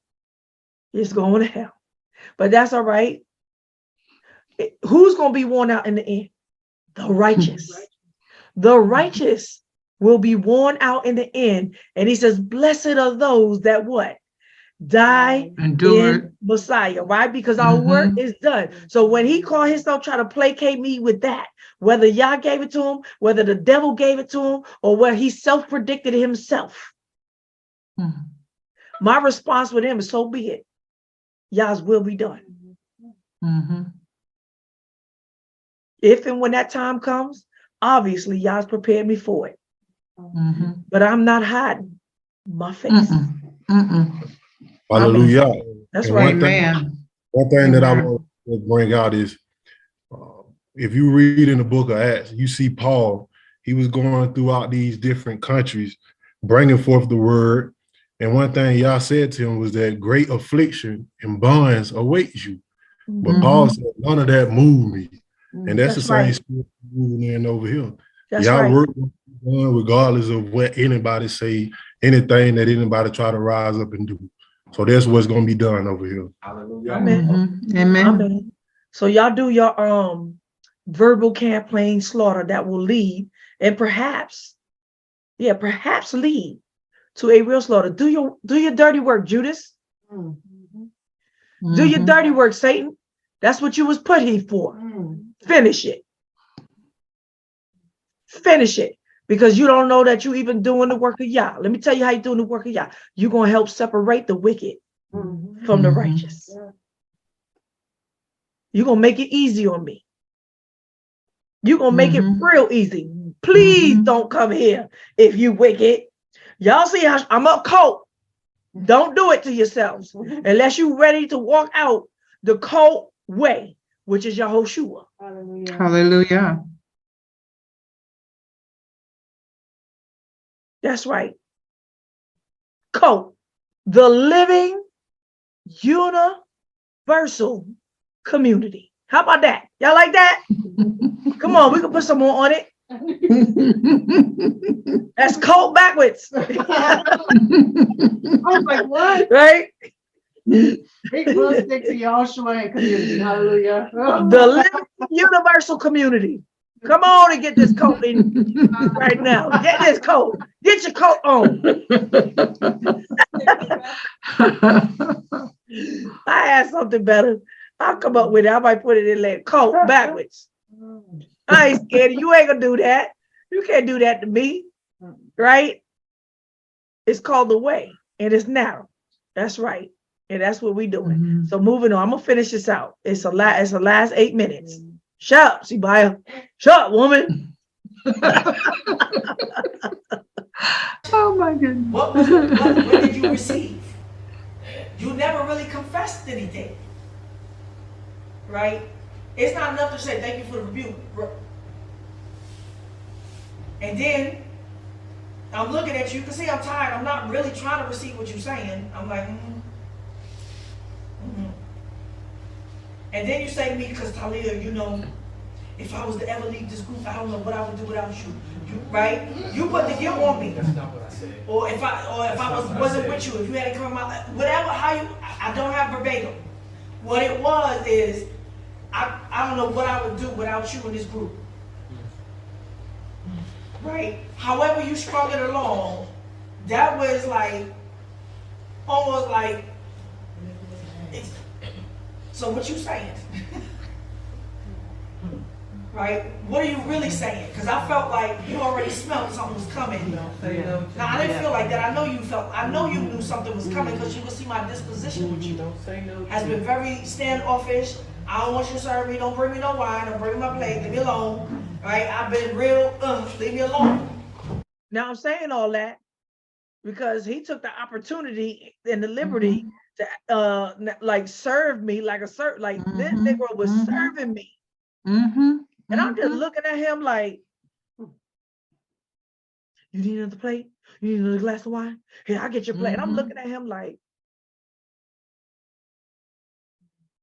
now let me say this. I said I wasn't gonna say nothing else. But you know, when somebody say a statement like that, you know that's dangerous, right?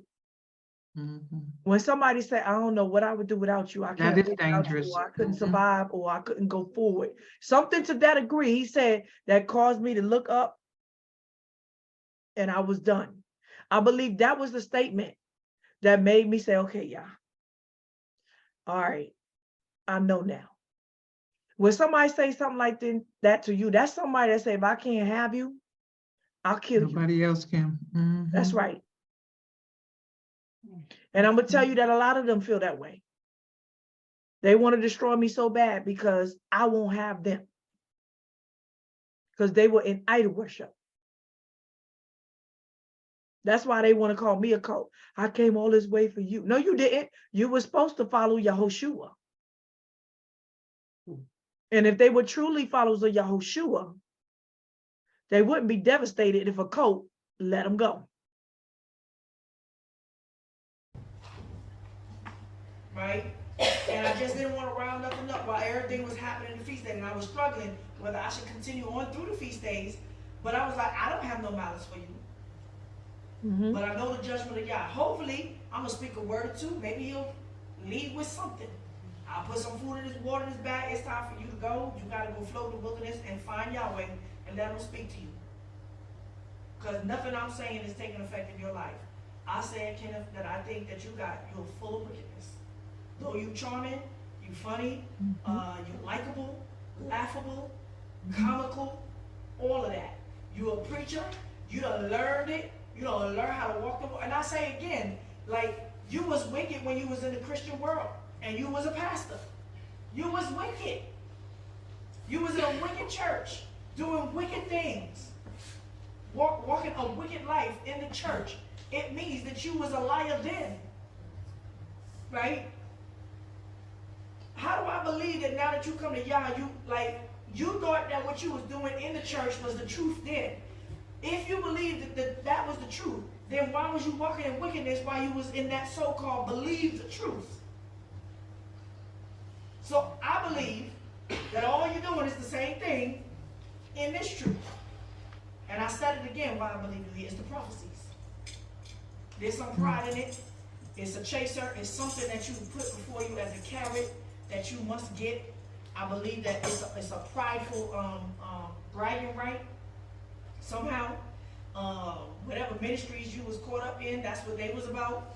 The prophecies. You believe in the prophecies. You don't fear Yah. That's what I believe. You're a man with a lustful eye. I've seen your eyes since you've been here.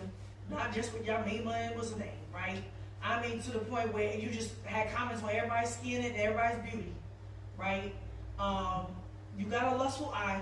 I don't know how you controlling that, but like I said, you caused great offense then. And I do believe that if I hadn't put my foot down on it, and it hadn't been caught the way we caught it, that you and Yamina would have been fornicating all over this place.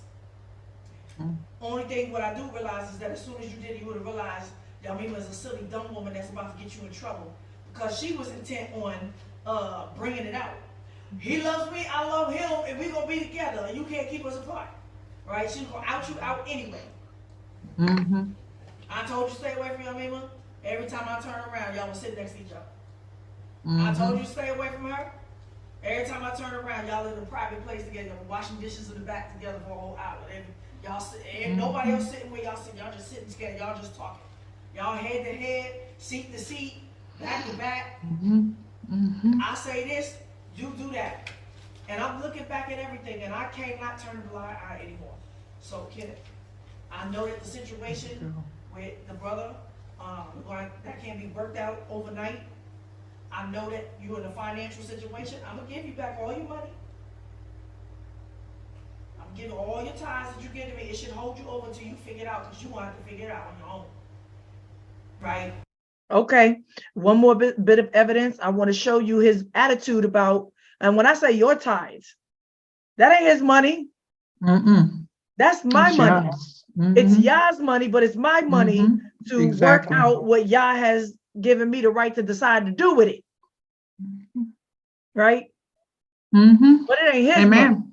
No, 10% does belong to me for the work that I've done. But I have already, this ministry, he has already gotten over $10,000 from this ministry already. So when I show you what I gave him back, right? So let me share screen. Give me 1 second. All right, y'all see, just because y'all see this, women absorb and retain DNA from every man they have sex with.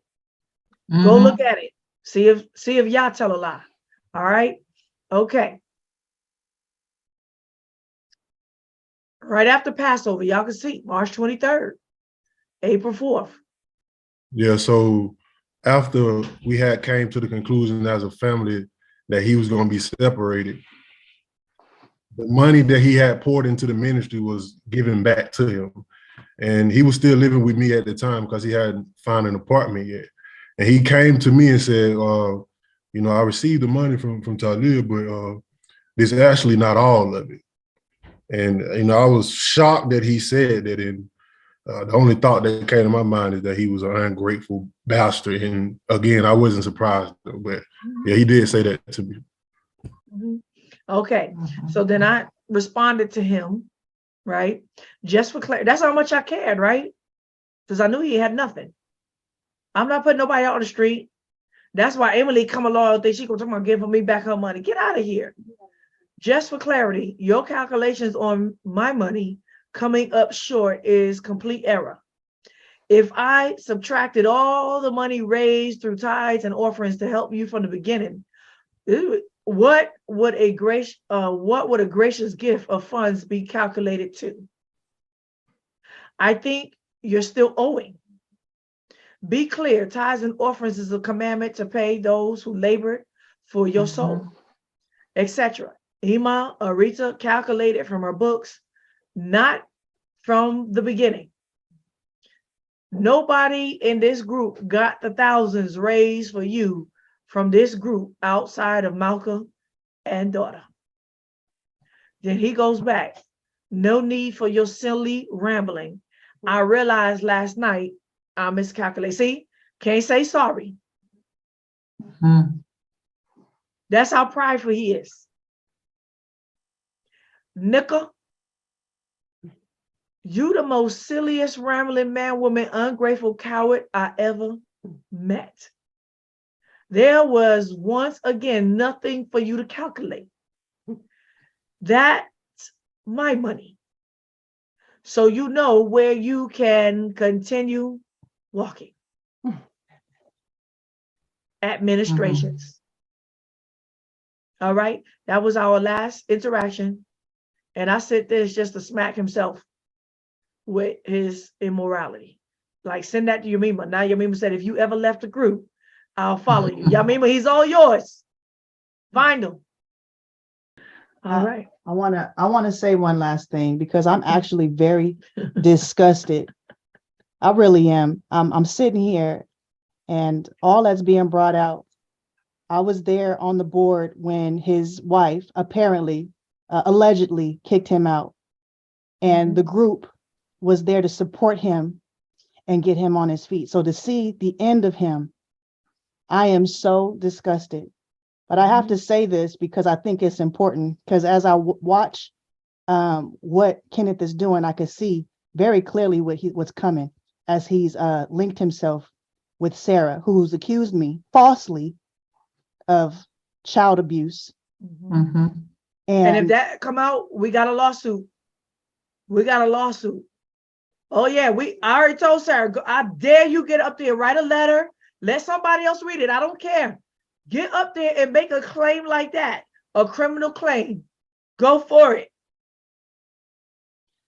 I have been a part of this group, like I said, for a while. And you know, I do thank Yah for Sibaya. I really do. And I want to say this publicly because she's actually showed me how to stand up for righteousness and what's at stake, the risk, the danger. And just like her, I thank Yah Yehoshua for bringing me out of wickedness. And I know at the end of the day that I have to take up my crossbeam. And as I'm recalling Kenneth's time more personally with me, I remember when I was going through the battle with Huldah and Yoshi. And that was a very tough time for me because it was revealed in everything that was happening, what exactly this woman did to me, this NLP that I was actually very ignorant to.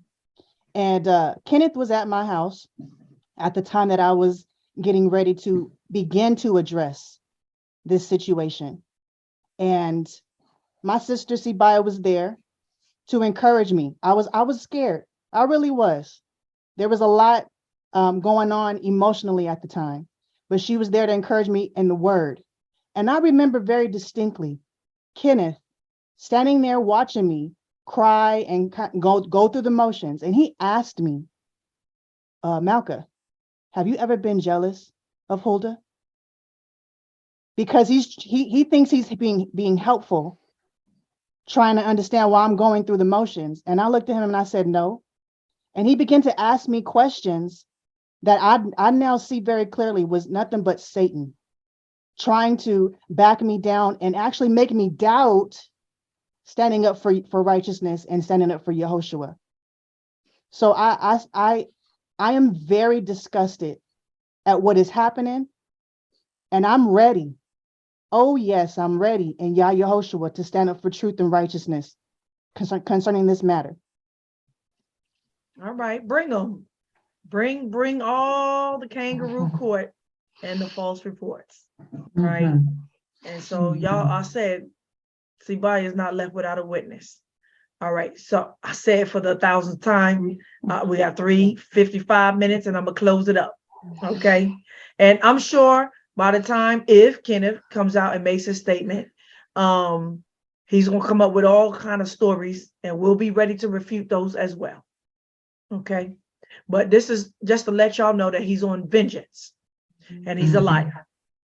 Because I don't believe that you put your foot forward these past 5 months to do what is necessary according to the glory of Yah, in Yah, to represent him, that a man is doing what he's supposed to be doing, so to make sure he got food in his mouth, his own mouth. The pride of life has taught you that you above certain things, and maybe you after 5 months of still like, I need the money, I got it up, right? After 5 months, you know how long this gonna last before we tolerate that, because ain't nobody else got an excuse why they not working. So the brother is fed up with you, and I'm fed up of how you dealt with me with it, because every time I told him don't come to me last minute, ask me for money, that's what you did after the rent was due. It ain't just about the money. You got a whole lot of things to work out. And like I said, this group is just a covering for you to hide. And eventually, you will mess up if you keep hiding. And so, I don't even want to repeat myself. There's a lot more things I could pick out. But Kenneth, I made the decision. And when I say I have made the decision, I stacked up the weight. Like, we could put the weight. Like, if you got a weight to throw on the other side against everything I'm saying, please show me this balance that shows you've been weighed. And you are greatly in debt to sin.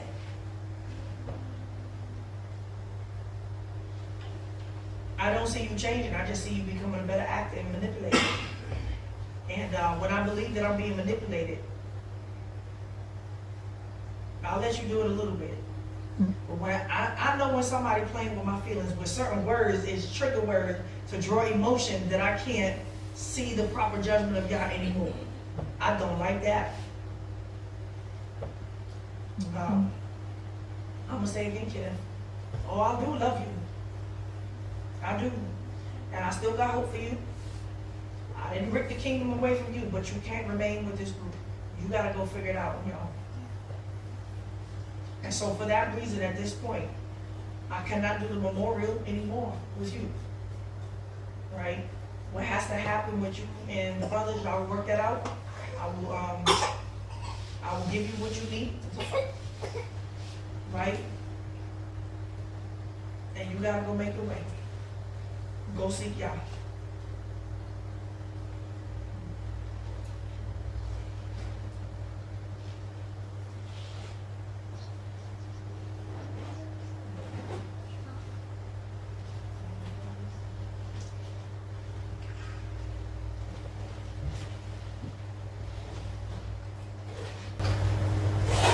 Go see y'all and do what I have to do.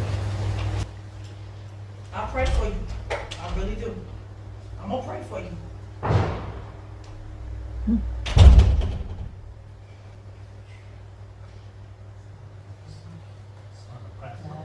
Practical part of that as far as like getting stuff ready.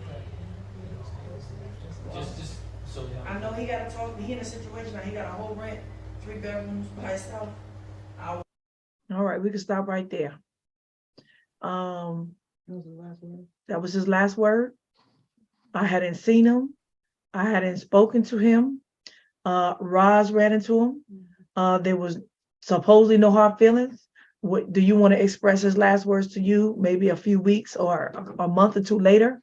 So the question before you say that, well, no, say what you got to say. We had asked each other a question. Is any of y'all surprised that he's doing this? Hold your answers. So, because as Malcolm has already expressed, we were doing the music videos together and using each other's equipment. He had one of my SD cards in his camera, and I realized it after he was gone. And I also want to say before I finish, we were all very sad about the fact that it came down to this with Kenneth, and we were all very much hopeful that he would go away and do the work and come back truly repentant behavior. Amen. And that just didn't happen. And so at the time I reached out to him about my SD card, he was like, yes, I have it. He met me at my house. He gave it to me and he said, I just want you to know I'm doing the work. And I miss you guys. And I said to him, I really hope that's true, Kenneth. And that was the last that I heard from him. And now he's here acting like we're a cult and somebody did something wrong to him. And he got so much evil to expose on me. Okay. So are any of y'all surprised at his actions? I am a little surprised. I'm very surprised. I am. He had, And if I can just say really quickly, I'm sorry, when he returned my SD card, he deleted everything that was on it, which was super shady. And so you didn't tell me that. That in itself was a step in the direction of vengeance that at the time I didn't realize or recognize. Yeah, you didn't tell me that. Okay, interesting. What y'all think? What did y'all think? Are y'all surprised that he's doing it, that he's going this far? I am. Very much so. I'm not surprised because I always felt and believed that Kenny was a lying bastard anyway. So I'm not surprised to what I'm seeing, but my last encounter with him was the last day that we was in the home and he had found a place. And so it was the last night that he stayed in the home and he was preparing to leave the following morning. And so he came in the room and he was like, I want to thank y'all for everything that y'all did. And, tell Talia that I'm not going to speak evil against the ministry and I'm not ignorant, I'm not spiteful, and I'm gonna go do the work. And he cried, and I personally cried with him because I felt that he was sincere in that moment. But again, I know that he's a liar, and I also cried with him because I know there was a potential soul that is going on the path to hell. But to answer your question, I was never surprised because I had my suspicions about him from my first encounter with him over the phone before we even came together in Egypt. So. Knowing that he was looking at other groups while he was in the family, not necessarily just seeking their videos, but speaking to them on trying to get you to attack them. It seemed that he did have some get at somebody, and so I'm not so surprised, but I am sad that it's come to this point. It is sad. Let me say this, nothing that, so I know y'all think that I'm here to destroy all the brethren. No, that's not how that works. And people do send me stuff. And I want y'all to know that I have never gone after anybody that Kenneth brought to me to attack for his personal, I don't know what, right, at the end of the day. And I said, I am surprised, but I'm not surprised because I've seen this 1,000 times in my father's ministry and in other ministries. That was the first thing that my father said to me when he felt that I was giving too much knowledge away, too fast, that I was giving y'all too much. He said, Talia, they're going to betray you. As soon as they get what they think they want from you, they are going to betray you. You're giving them too much. Now, from the world's perspective, I totally understand that wisdom or intellect. From Yah's perspective, I disagree. Yah's will be done, but the truth got to get out, and we don't have much time.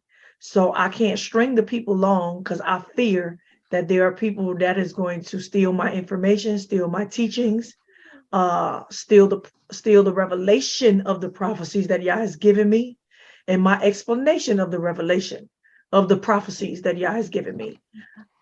I know that all of that was very much possible. I said a lot of people came to me because they coming from churches that's on a chase to be the first ones to figure out prophecy. And it seems to be some kind of badge of anointing, right? The badge of Yah truly anointed you. And I can see why they think that. It is an anointing. I mean, it's not a badge of anointing. It is the proof, perhaps, of an anointing. But just because you told a prophecy, also you got to come in. There's other requirements, right? But to just be on a prophetical hunt is ridiculous. I didn't hunt to understand the prophecies. Yah opened up to me the great and hidden things when I repented to him, and I just wanted to know how to live right inside my soul and be delivered from the pain of sin, the death of the inner man. That's what I was seeking, and through that, he revealed the mysteries of heaven to me, which is the kingdom. And so that's what I got to say. On that note, Kenneth Cambridge, y'all, my left hand. I hope that perhaps he might relent. I really don't know. I can't call it. Yah is not revealing to me if this man will relent or not, but I've already prayed for him. That's all I can say. So on that note, we'll wait for whatever else attack that he wants to come out with, and we'll be able to rebut all the lies. If there's anything that is truth in what he's saying, right? There's truth, and then there's twisted truth, and then there's lies. I don't have a problem with admitting any truth. Yes, there's mistakes that have been made in this group. Bad things happen, not so positive things happen, a lot of mess, a lot of foolishness. Like, yeah, you got that in the apostles. You got that all through the Bible. Like what that mean? And so on that note, those of you who have ears to hear, we are those that are practicing out what? Yah's righteous judgments until we do what? Get it right. On that note, Salamu alaikum lekulu. Shalom alaikum lekulam. Giving glory and honor to Yahweh, Zibaot, the power, the warrior, the host of heaven, and the glory to his son as a man of war. And when I say a man of war, he's not a man, the son of man, who is Elohim in the heavens. And when he comes down with his angels, y'all, oh, wait, for you will hide, but he gonna find you. That comes with his great fire, the Holy Spirit. Holy to them, Selah.